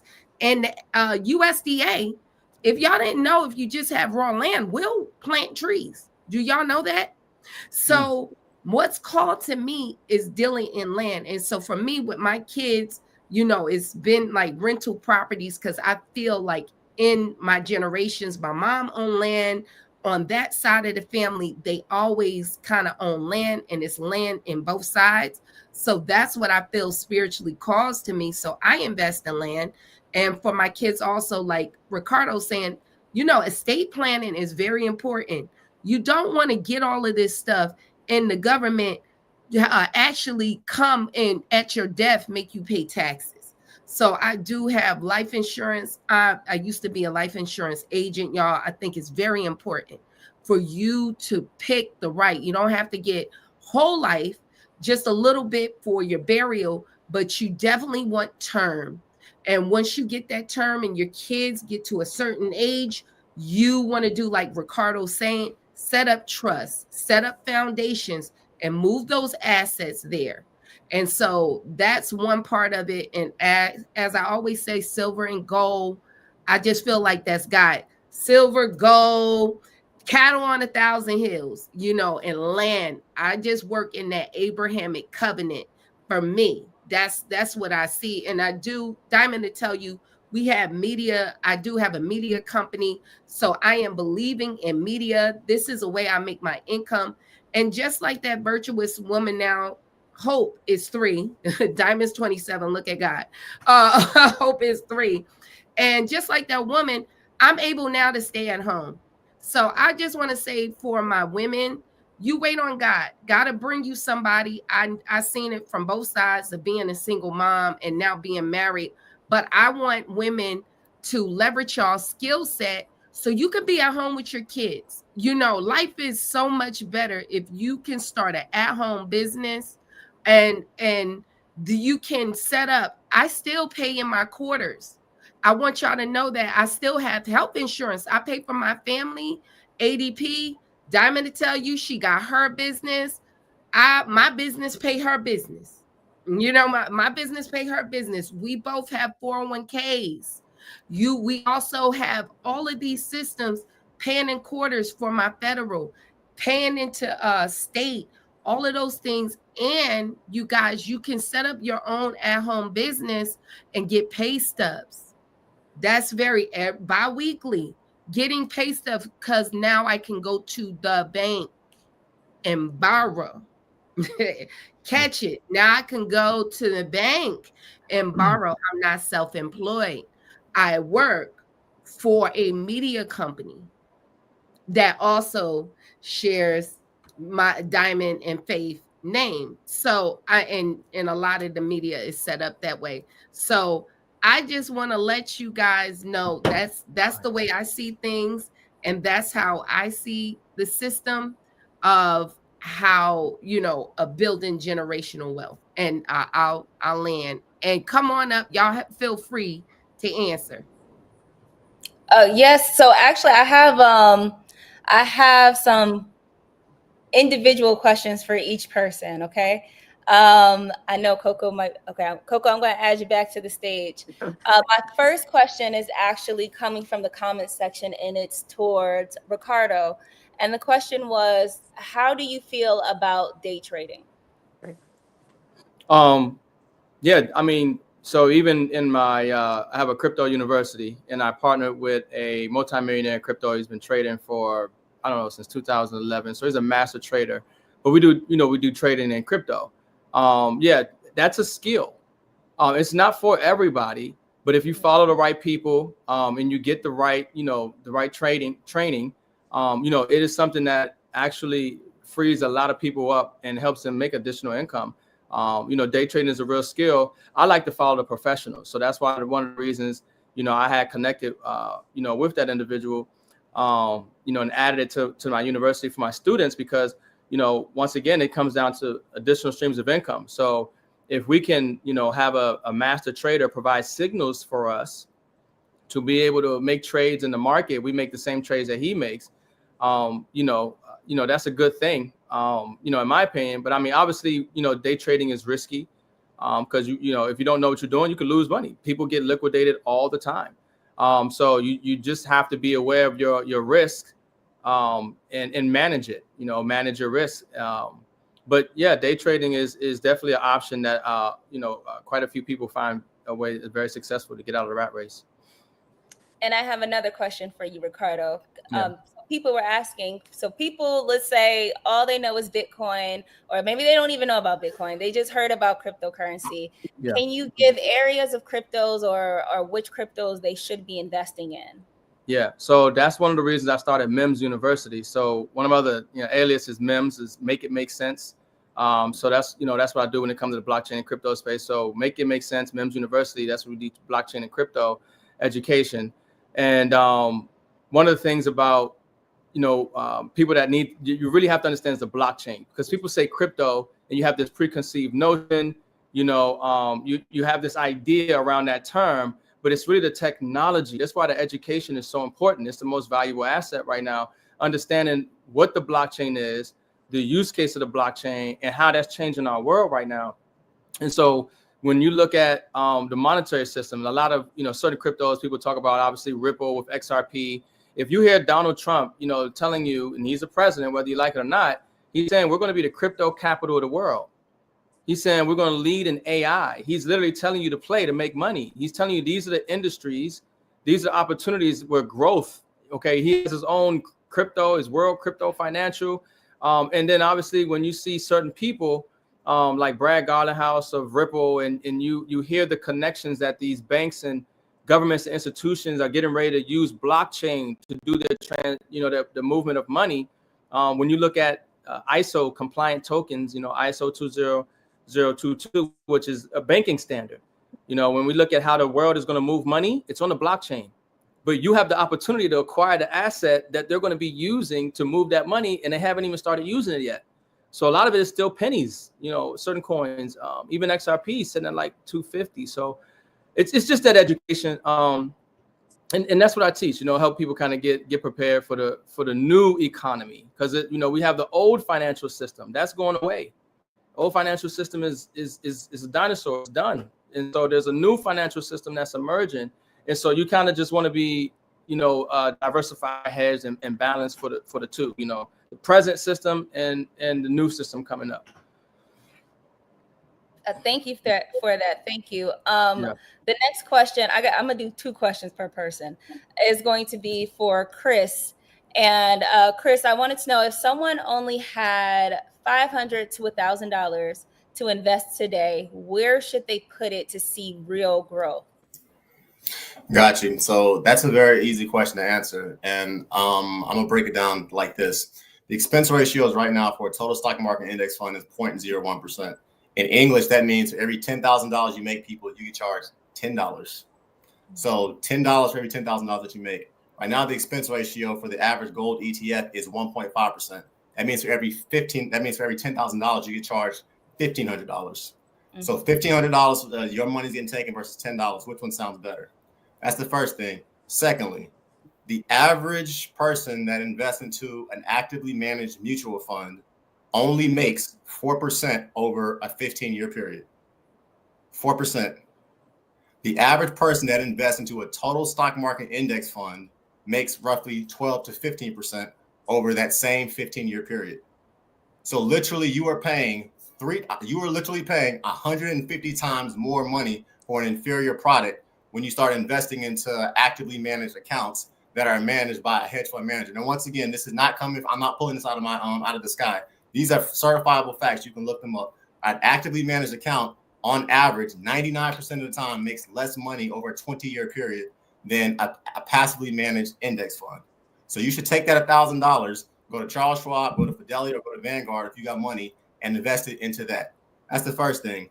Secondly, in regards to Mr. Trump, that dude lost $8 billion in one day with his crypto coin.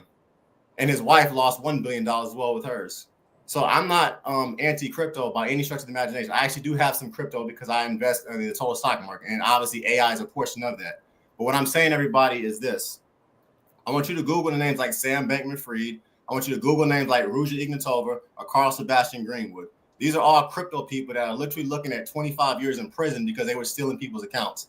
And on top of that, just Google crypto right now. There's an Asian company right now that basically is under wraps because they stole $2 billion worth of people's accounts.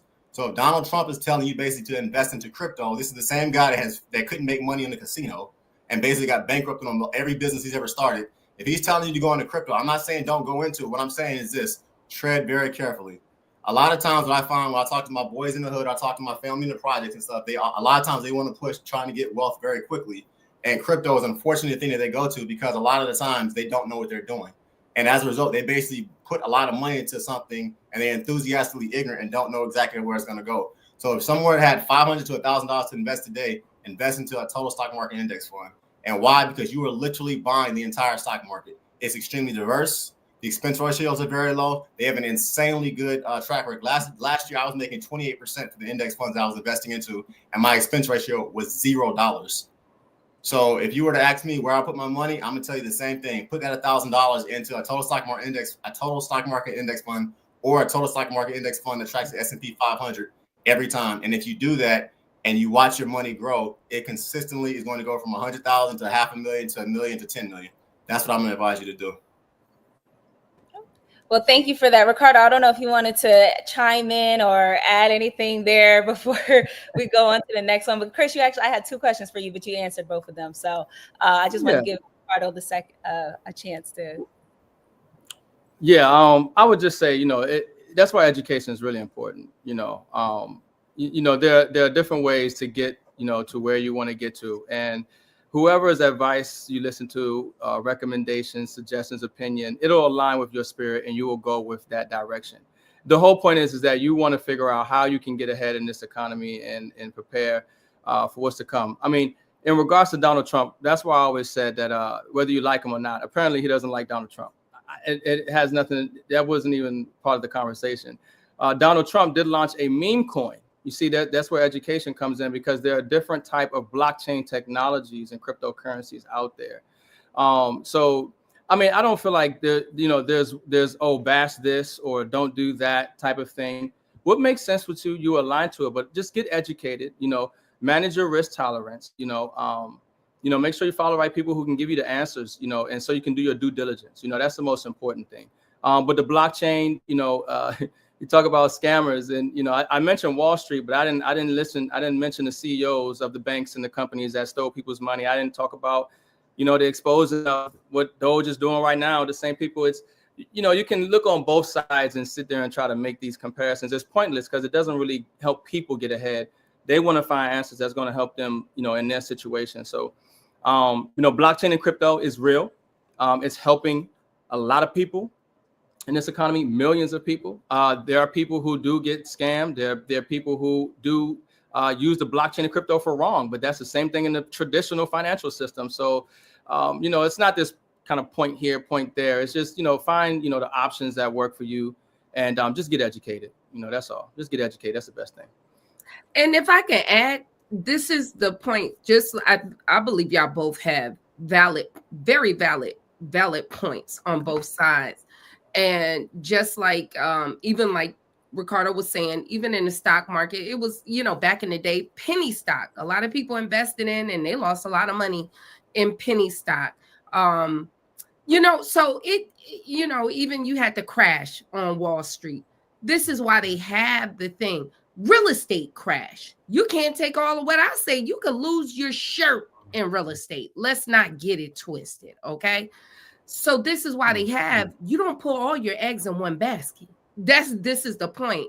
And so you want to only, you want to spread out your investments. You never know. What was that Ecclesiastic? It said, have 1, 2, 3, even 8, 7, 8 different, put your, merchants on many waters, because you never know when destruction would hit the land or bad fortune would hit the land. Hey, I was in real estate and they paused payments on the pandemic. I would have lost my shirt if I didn't have this going, if I didn't have a product of the elite credit system. So like they're saying, you want to get education, even in even buying real estate. It ain't all a home run. Many people have lost. Dave Ramsey, that's where he was in real estate, where he had to file for bankruptcy. So the thing is, you want to have a balance, and don't put all of your money nowhere. Don't put all of your money in the bank. Don't If you can, you want to expand your products. Diamond would tell you we have lean times. Even with doing the media, YouTube go up and down. You want to have, this is why we said multiple streams of income. And like both of these brothers are saying, education. And just because even with my concerns, I have concerns about the stock market. When I worked at Ford, I put a lot in that Ford stock. Maybe I wasn't as balanced, but I lost a lot of money, being in that stock. Crypto, I will say, inflation go up and down. Like, Bitcoin, you can put money here, it could go up, then it could drop, but this is why you spread your investments out. And like they said, you get educated, you learn, just like Ricardo said with the day trading, just like Chris is saying with the crypto. Please, y'all, in all that get some understanding. Get some understanding on how all of this works. And that's how you see. So that's where I would say. Coco, do you want to comment? I did want to get one more. Go ahead. Yeah, my fault. I just want to say, I tell people when you get into blockchain and crypto, if you haven't lost money or been scammed, you ain't been seasoned. That's how early we are to this space. So that's like that little disclaimer, little warning. But that's why it's important to follow the right people, get the right education. But the thing about the blockchain and crypto space is like the early 2000s with .com. There are people who, didn't believe in .com. There's people who didn't believe the internet. They thought it was a fad. And then there are people who invested in technology early on, and they invested in Amazon, they invested in Google, Netflix, Berkshire Hathaway or whatever, the FANG stocks, right? And they're doing very well 10, 20 years later. They created generational wealth. They don't have to ever work again. They got Apple stock. It's the same thing with blockchain and crypto right now. You have people who, the banks have been fudding it. They've been, telling people they wouldn't touch it, but the whole time that they've been studying it, they're using it. Okay. They're getting ready to, onboard it to everybody. That's the thing about blockchain and crypto. It's not an option. It's just like it's not an option for you to use Visa or MasterCard. You went from cash to checks, and then next thing you know, you're using plastic, Visa, MasterCard. The financial system is getting upgraded. You don't have a choice to use the blockchain. You're either going to use the blockchain for your benefit, right? Or the blockchain is going to be using you.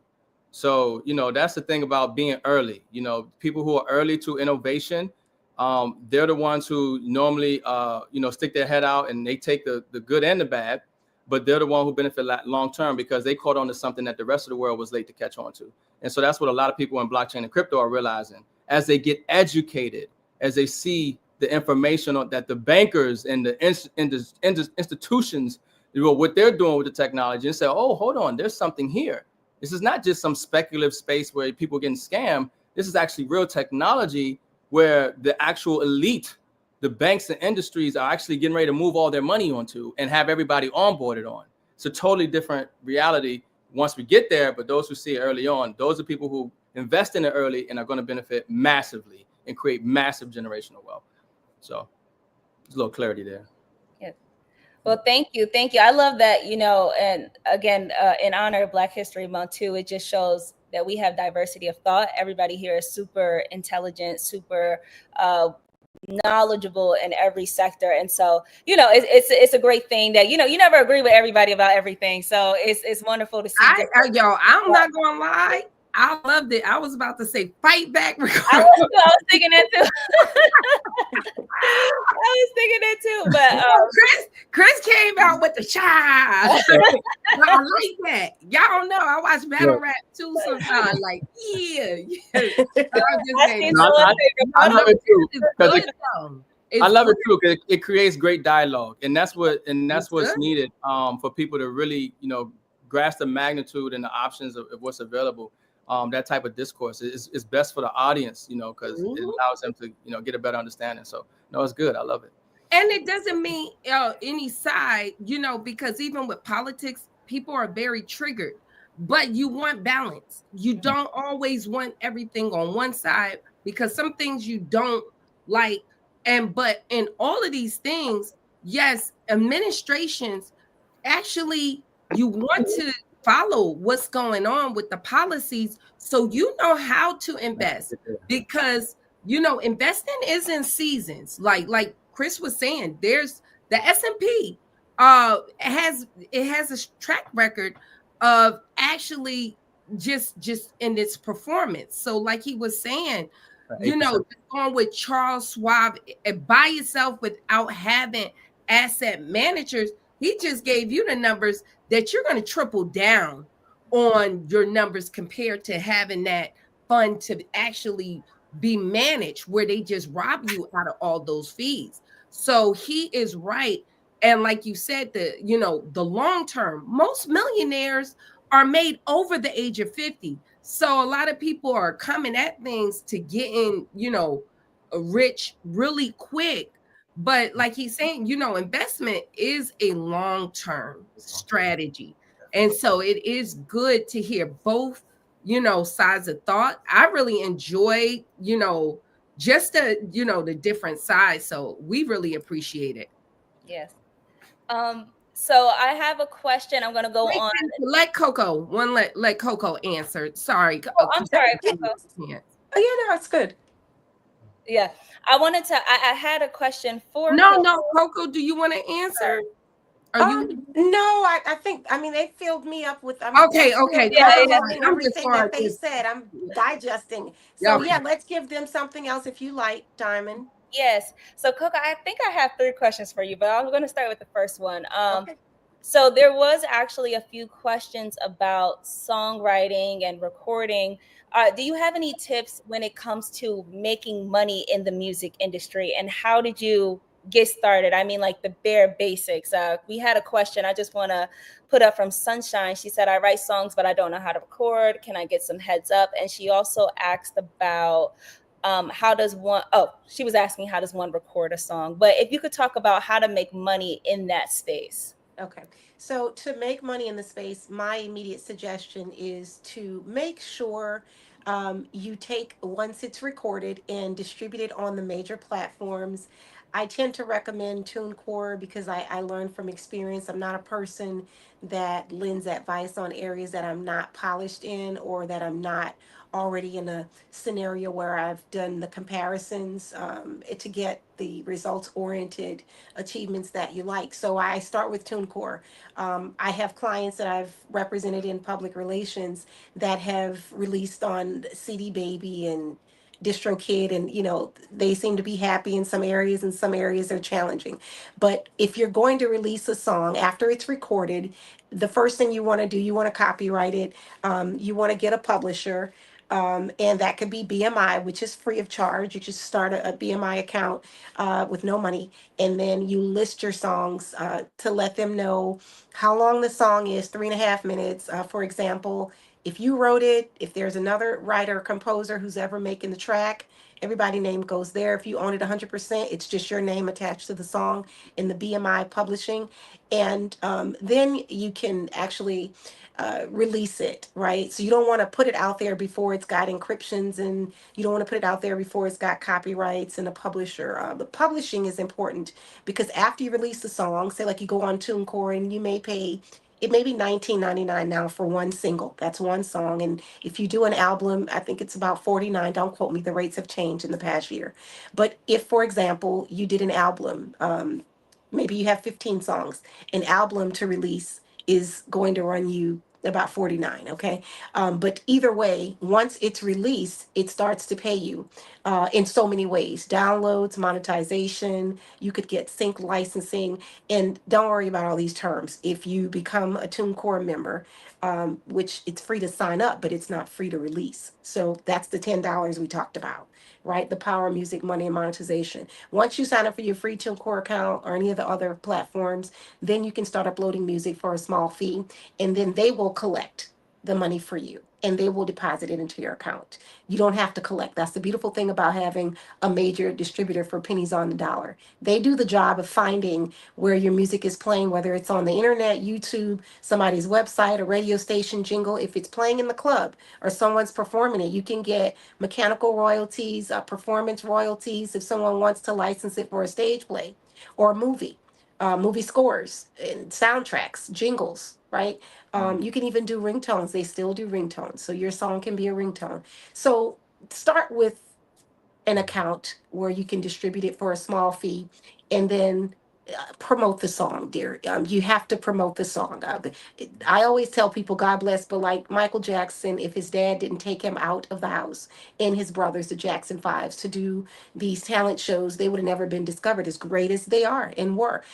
It's no way to be discovered if you're not promoting. So if you're in a position to promote it, here I go, stick in the mud, and we're not doing that anymore because that's why you got the giants, the music giants. You put it out to them, they can help you to have it internationally. By the way, my music is in 152 countries in real life. And I look at my analytics to see how many streams in each of the 152 countries. And I did it all through self help. I taught myself the things that I needed to know. And then I looked to my entertainment attorney. I looked to mentors, radio station sales execs, and programming directors.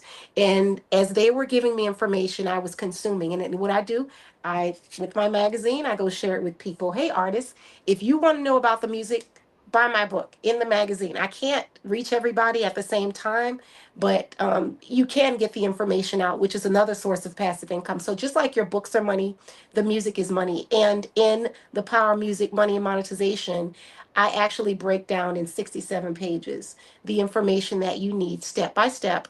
I give examples of 3 music platforms. I tell you about the quality of music, how to record music, where, who to hire, production, and just building a portfolio in your music catalog. That was a really good breakdown, and that leads me into my next question because you Can oh, we, while we got Coco, can you also highlight, like we said in the beginning, how did you get the connection with the billboard? Because I think that ties Mm, into the music. Because one thing Coco was doing with artists she was managing, even with Diamond, she went, like she said, to get your music out there. She was lining up events where they got exposure. mhm. So, yeah, if you can tap into the billboard and maybe segue a little bit of just your mindset, because we seen her in real yeah. time. Oh This yeah, is thank while you. we was traveling, Yeah. placing artists, play So this, and yeah. you can be seen. So maybe you could just touch on that. I know that's a Yeah. lot. No, The yeah, that's a big deal though, and I'm glad you said that because we were talking about promotion. So, billboards are a source of branding. People like to think that everything is going to be a conversion kind of rate. Billboards are more for brand awareness and notoriety sometime, but the repetition is how you get the message out. So, for billboards, that is another source of passive income for some people, and for some of us, it's marketing, branding, advertising, and promotion, right? So if are you talking about in the space of making money from billboards or artists getting on billboards? or how you broke it, that relationship to get on, because you yourself was Okay. on a billboard. Yeah. So in I say between 2000, well 2022 to 2023, I featured on 30 billboards between New York and Texas and Louisiana, Atlanta, Florida. So I did do a 30 billboard campaign, and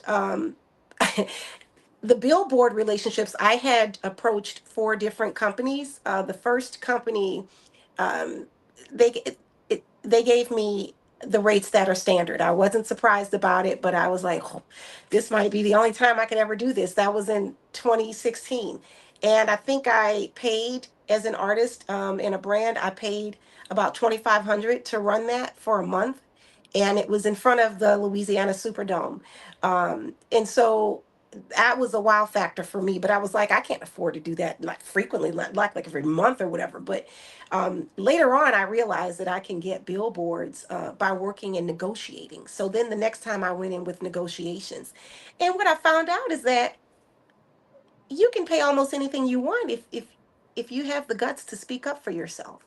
It's real estate. Okay. If this company can't give it to you for your price, go to the next and go to the next until you get the price. And if for any reason, this has never happened to me, I thank God, but if for any reason you can't get the price you want, then now you have leeway to start saving money for your campaign because you have the knowledge. You have compared to 4 different real estate slash billboard space companies, and now you can prepare and you'd have an assessment between the four what they're offering. I'm sorry, space, location, the volume and the duration of the runs, and how long it's going to run. If it's going to be digital, is it 8 seconds per slide? Is it 15 seconds per slide? And then how many days, how many months, and do you have to do a 1 year contract? Do you have to do a quarterly contract? It's very rare that people will let you do a 1 month contract, but you can find that. It depends on what you're looking for and what city and what billboard company. But honey, pick up the phone and start asking questions and don't take no for an answer. That is awesome. And so she just gave us, the art of the deal right there. Like she's saying, she negotiates. So that is awesome. And if you don't know, just to tie into that music part, that is what she does, is a lot with contracts to get artists out there. And she was branding. So, like she's saying, me and Diamond understand dealing with a lot of times advertisers.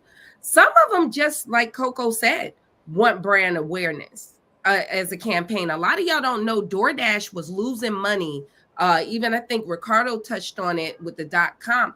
Amazon was starting in 1998 or something. They was losing money for years. There's a lot of companies that go out and borrow on these business loans just to advertise for brand awareness. And so that's what she's saying. Even with your music, for people to buy it, to be known, you have to bring awareness. And so we say this all the time. YouTube is free. TikTok is free. If y'all not leveraging these places to make money, you're missing out. Yeah.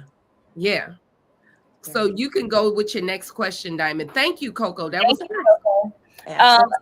While we're approaching 2 hours, I just want to say to all of the panelists, thank you guys so much for coming. If any of you have to leave out, then we completely understand. I know we got children and everything. So just let us know if y'all need to dip out. That is okay. And we'll land the plane. We'll just make sure. Thank you so much. If y'all have to go, please, because a lot of y'all are on, the East Coast. So I just thank you. And if you want to just tiptoe out, let us know and just, just put your finger and we'll let you guys, exit out and just let people know in the audience where they can find you.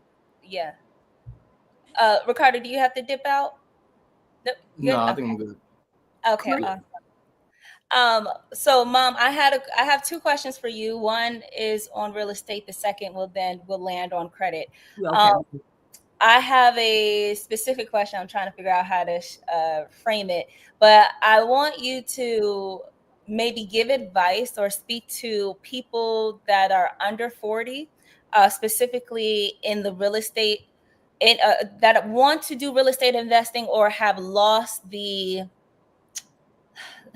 luster for real estate investing. I think a lot of women and a lot of people in my age bracket feel as though investing in real estate is unattainable and is something that they might not ever be able to do. So we get used to renting. But can you talk about some of the things that we can start to do to prepare for real estate investing and what to do with limited capital and maybe even bad credit as well, or subpar credit? One of the greatest ways is raw land.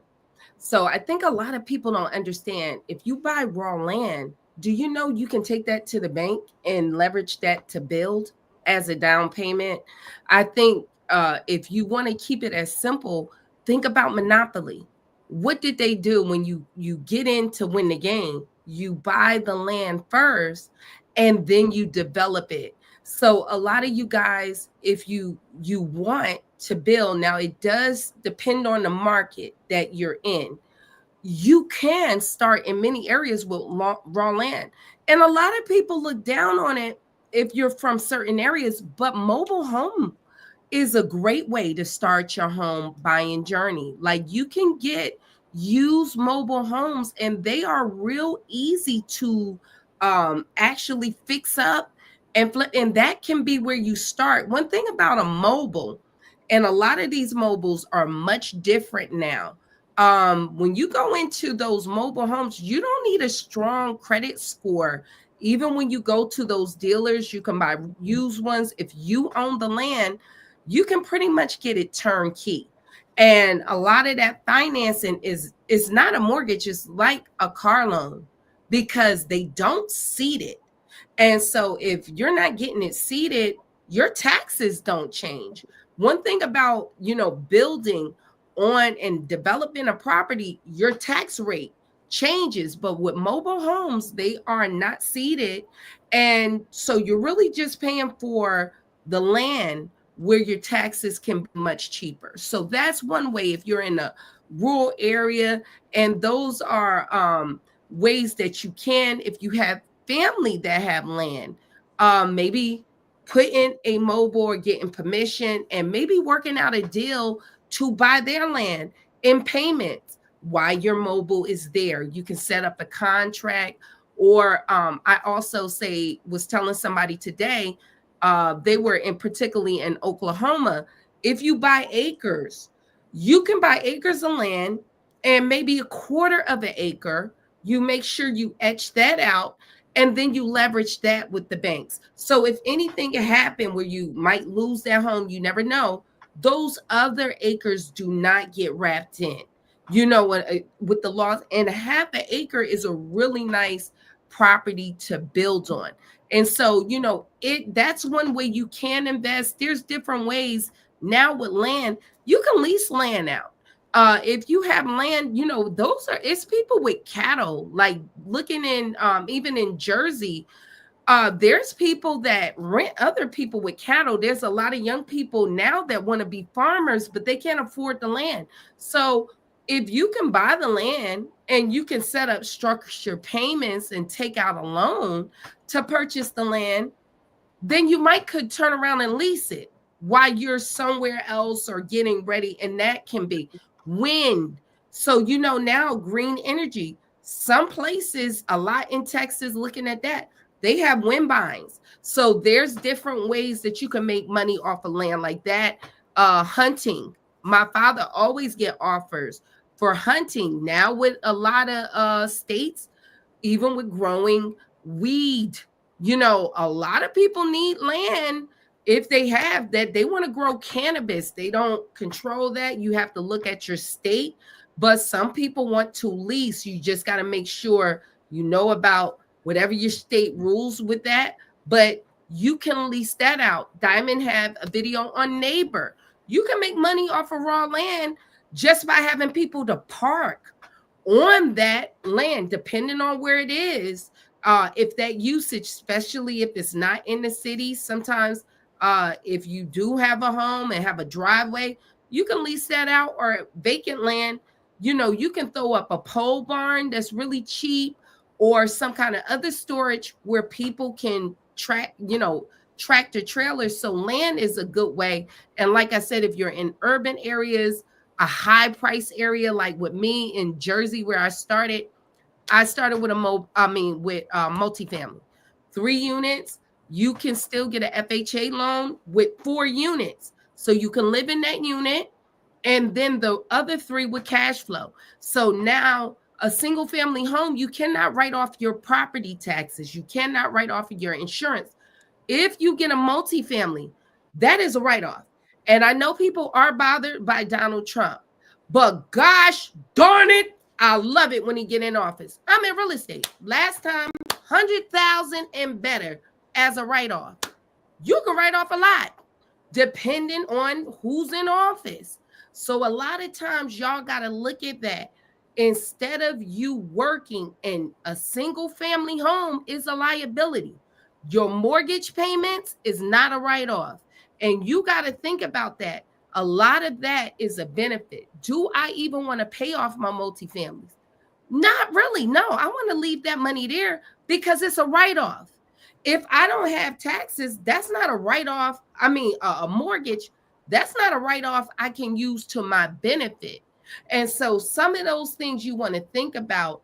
If you can't afford a home in your area, You must look like at a starter home, and you can get a multifamily, a duplex.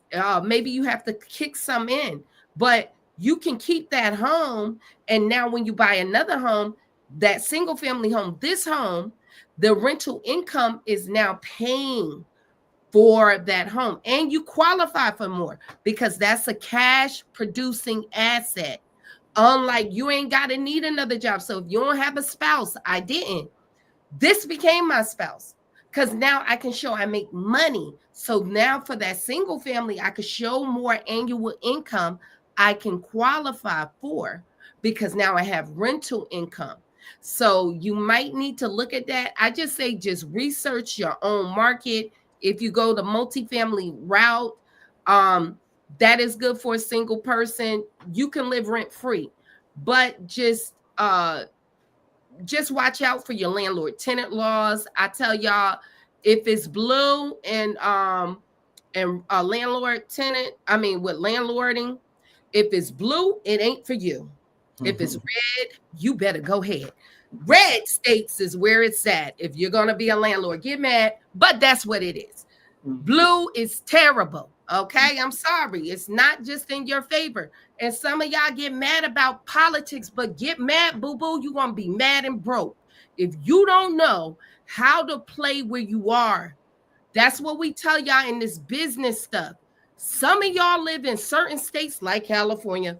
You ain't got no business starting a business there. Sometimes, depending on what you into, you might better start that business in another state and be a foreign entity where you live, or maybe not be set up where you live at all. And you got to get out of your feelings. Your feelings will keep you broke. Jeff Bezos is one of the biggest liberals, but his butt is down in Florida. Why? Because they changed up in what is it? What, in Washington, wherever he was, they changed a law that would have cost him what, 650 million a year. He was out. Deuces. Elon Musk left California. Deuces over his business. These are some of the richest people in the United States. If they can move and they can live anywhere they want, you ain't thinking about that? They can afford to live there. Because when I'm telling y'all, a lot of this petty stuff, you better learn how to move with stuff. I just dropped that video and I'm trying, a lot of people get triggered. I'm trying to tell you, no matter who's in office, you know, it's not about who in that White House. It's about what's going on in your house. Stop playing. It's not about the White House. It's about your house. And you better look at your local elections. That's what you want to look at. And your local state laws. There are some moves, if you in certain states, that it's just not going to go well for you. If I am in Texas and I want to be an oil tycoon, it's probably not going to happen. You know why? That market here, it's going to be all wrapped up. So you want to make moves. Some of y'all, if it's too high where you are at to own a home, you might better look somewhere else if you want a home.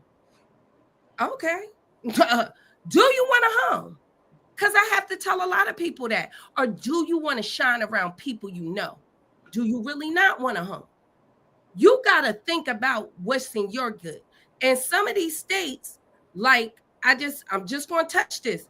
You can make $100,000. I use this in San Francisco and be living in your car, $100,000 a year and be living in your car. So maybe your butt need to move. Maybe you might not like Oklahoma, but you know what? They might not have a lot of degrees. They might not have a lot of engineers. That might be a perfect place for you to get money. You see what I'm saying? So you have to think about that with real estate investment. Look at where you at. Look at the hand you're dealt, and then do that with that situation.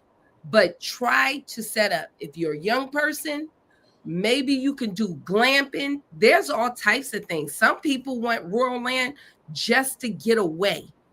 And so you can set up Yeah, I seen glamping sites. They just got a dang gone tent out there. And a poor people want to poop outside.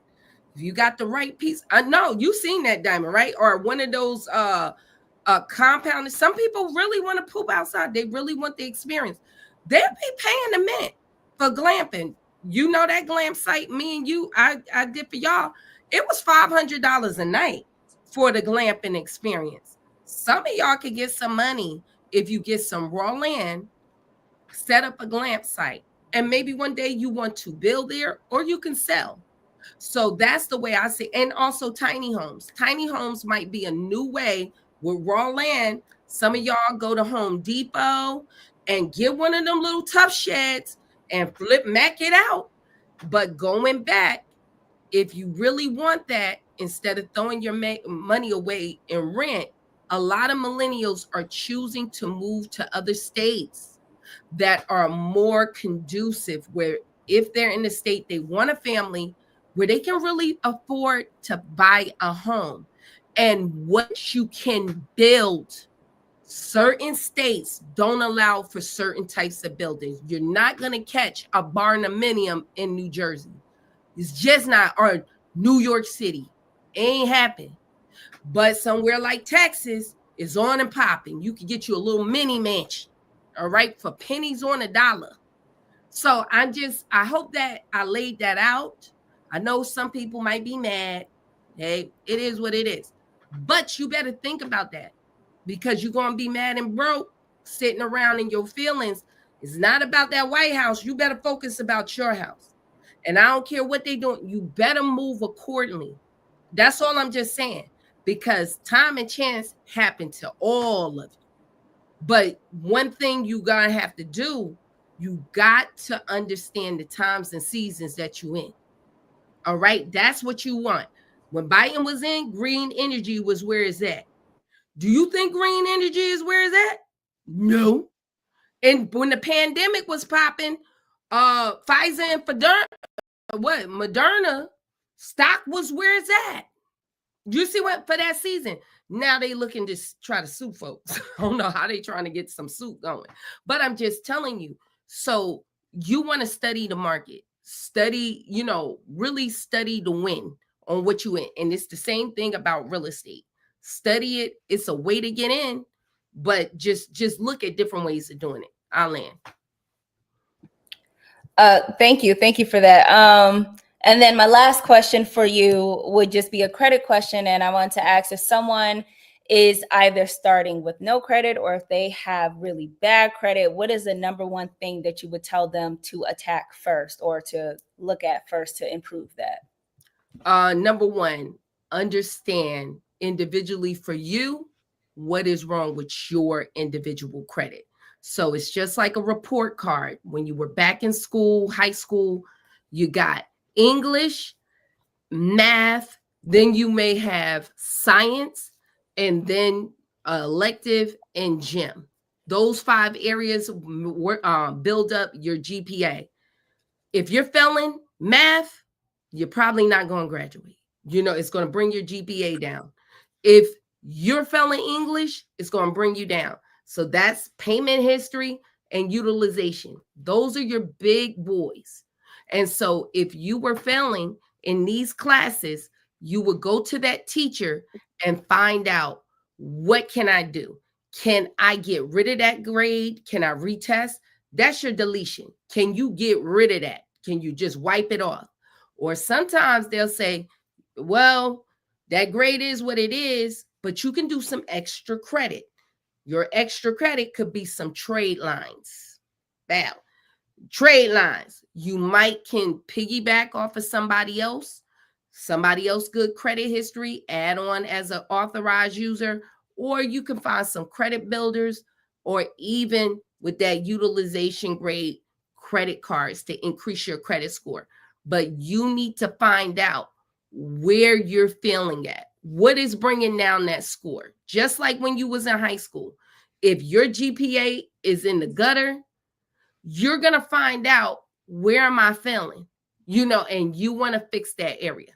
And so that's where you want to start. Find out individually Your credit report is, I mean, your credit report is really your financial report card.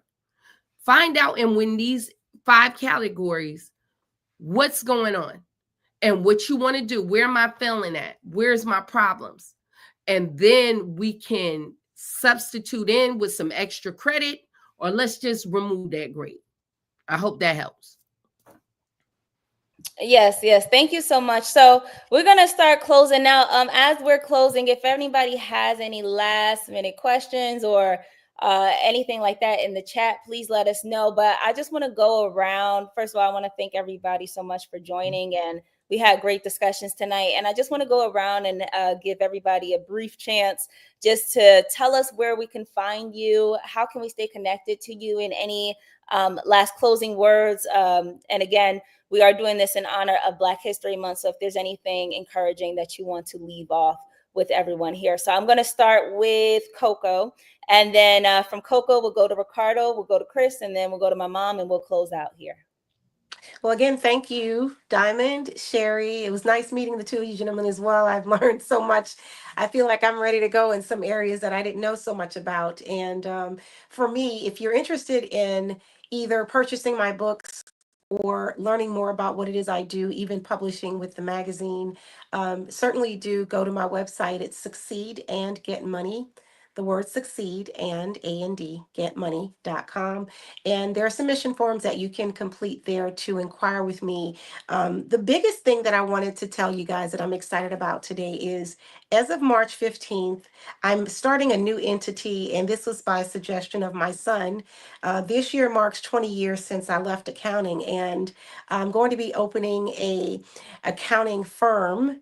And it's I always said I wouldn't do accounting for anyone else, but never did I know I would be doing it for myself. And the reason for that is because I'm learning more about the entrepreneurial journey and the needs that everyone has. Some of the things that, and there's a gem at the end for everyone here on the panel, because I realize that, like Diamond said, we can't do everything.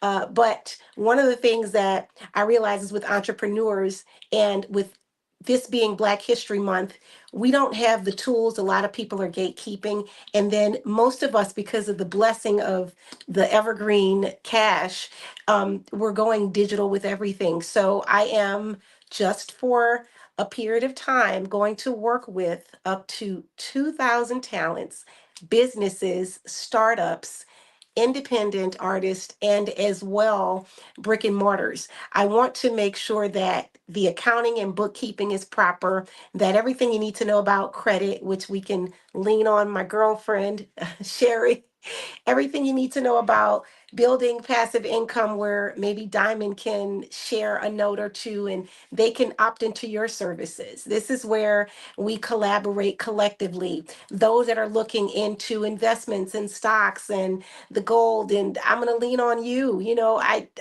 gentlemen, if we can stay in touch, I would certainly link you and your links to a portal, and that way people can understand how to get with you and contract your services. My goal is to bring awareness in a full, well-rounded capacity. And while I'm going to do services that are based on small business bookkeeping and tax prep, teaching them about grants and how to get them and providing grant listing, whether it's financial literacy in areas that they lack. Someone that has a question should be able to ask a question to a real person in real time. And it doesn't always have to be in one facet. And some people are not readers, some people are hands on. So I'm creating a space specifically, and I've already built a team of 5. And 2 individuals will spearhead the New Orleans new location, and 2 in Atlanta. And I will be Mother Goose over them both. And we'll make some stuff that's virtual and that's readily available in a timeless manner, so people can move at their own pace, and even at midnight if they want to learn, they can. But the goal is for them to come into the office, have a sit down, ask their questions, and get the money the real way. So if anyone is interested, again, this will launch on March 15th, both offices, satellite wise. And then in the meantime, the submissions will go live on March 1st. In the meantime, like if you want to stay connected with me in the next couple of days, then the best thing is to go to succeedandgetmoney.com. I'd love to answer any questions you have and get you on the mailing list. And again, I'm going to lean on the professionals like Sherry and Chris and Diamond. What's the other gentleman's name? Ricardo. Yeah. Sorry, Ricardo. Ricardo. Ricardo, yes, such a unique name. I should know that. I love Lucy. But I'm sorry, I do love the show. But y'all are so brilliant. And I hope that we can band together culturally and collectively to make things happen for not only ourselves, because we got to do that, but others. We are a wealth of knowledge. That is awesome. Congratulations, Coco. And forward me the information. We will definitely be connecting. Oh, thank you. I appreciate it. And then Ricardo, any closing? Yeah. Man, I'm honored to be here. Honestly, the panel was just tea all night long. I mean, this was powerful live stream. I definitely got to go back and watch this myself, probably a couple of times over. Just so much knowledge and gems being dropped, and so I'm honored. And Ms. Coco, I definitely will be reaching out to you. Always excited to partner and collaborate, and help people get ahead. Because in this economy right now, I've said it before, but nobody's coming to save you. You can't rely on the government, for reparations or something of that nature. You got to get it yourself. And, so that's why, if you want to get in contact with me, just go to www.runwithrick.com. That's my website. I got a free ebook in there. And also all my socials are plugged in there, and you can reach out to me. But yeah, what I would say is that, in regards to the gold and silver, one of the aspects I wanted to also just touch on is that,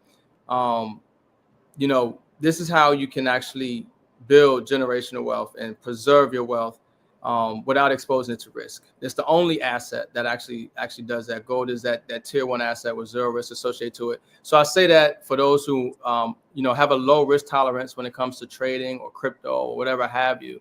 That's why gold and silver is always that steady, real asset. Saying that provides the financial security for you and your family. So.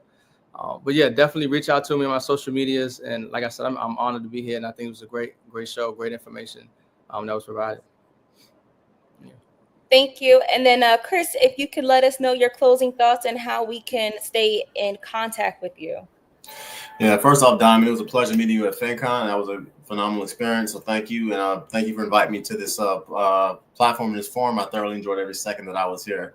You can find me, everybody. Check out my website, www.therealfinancialpatient.com. You can check me on Instagram, @thereal_financialpatient. You can check me on Spotify, Financialpatient. My TikTok is Financialpatient, just like it spells in that sign and as it's spelled on my hoodie.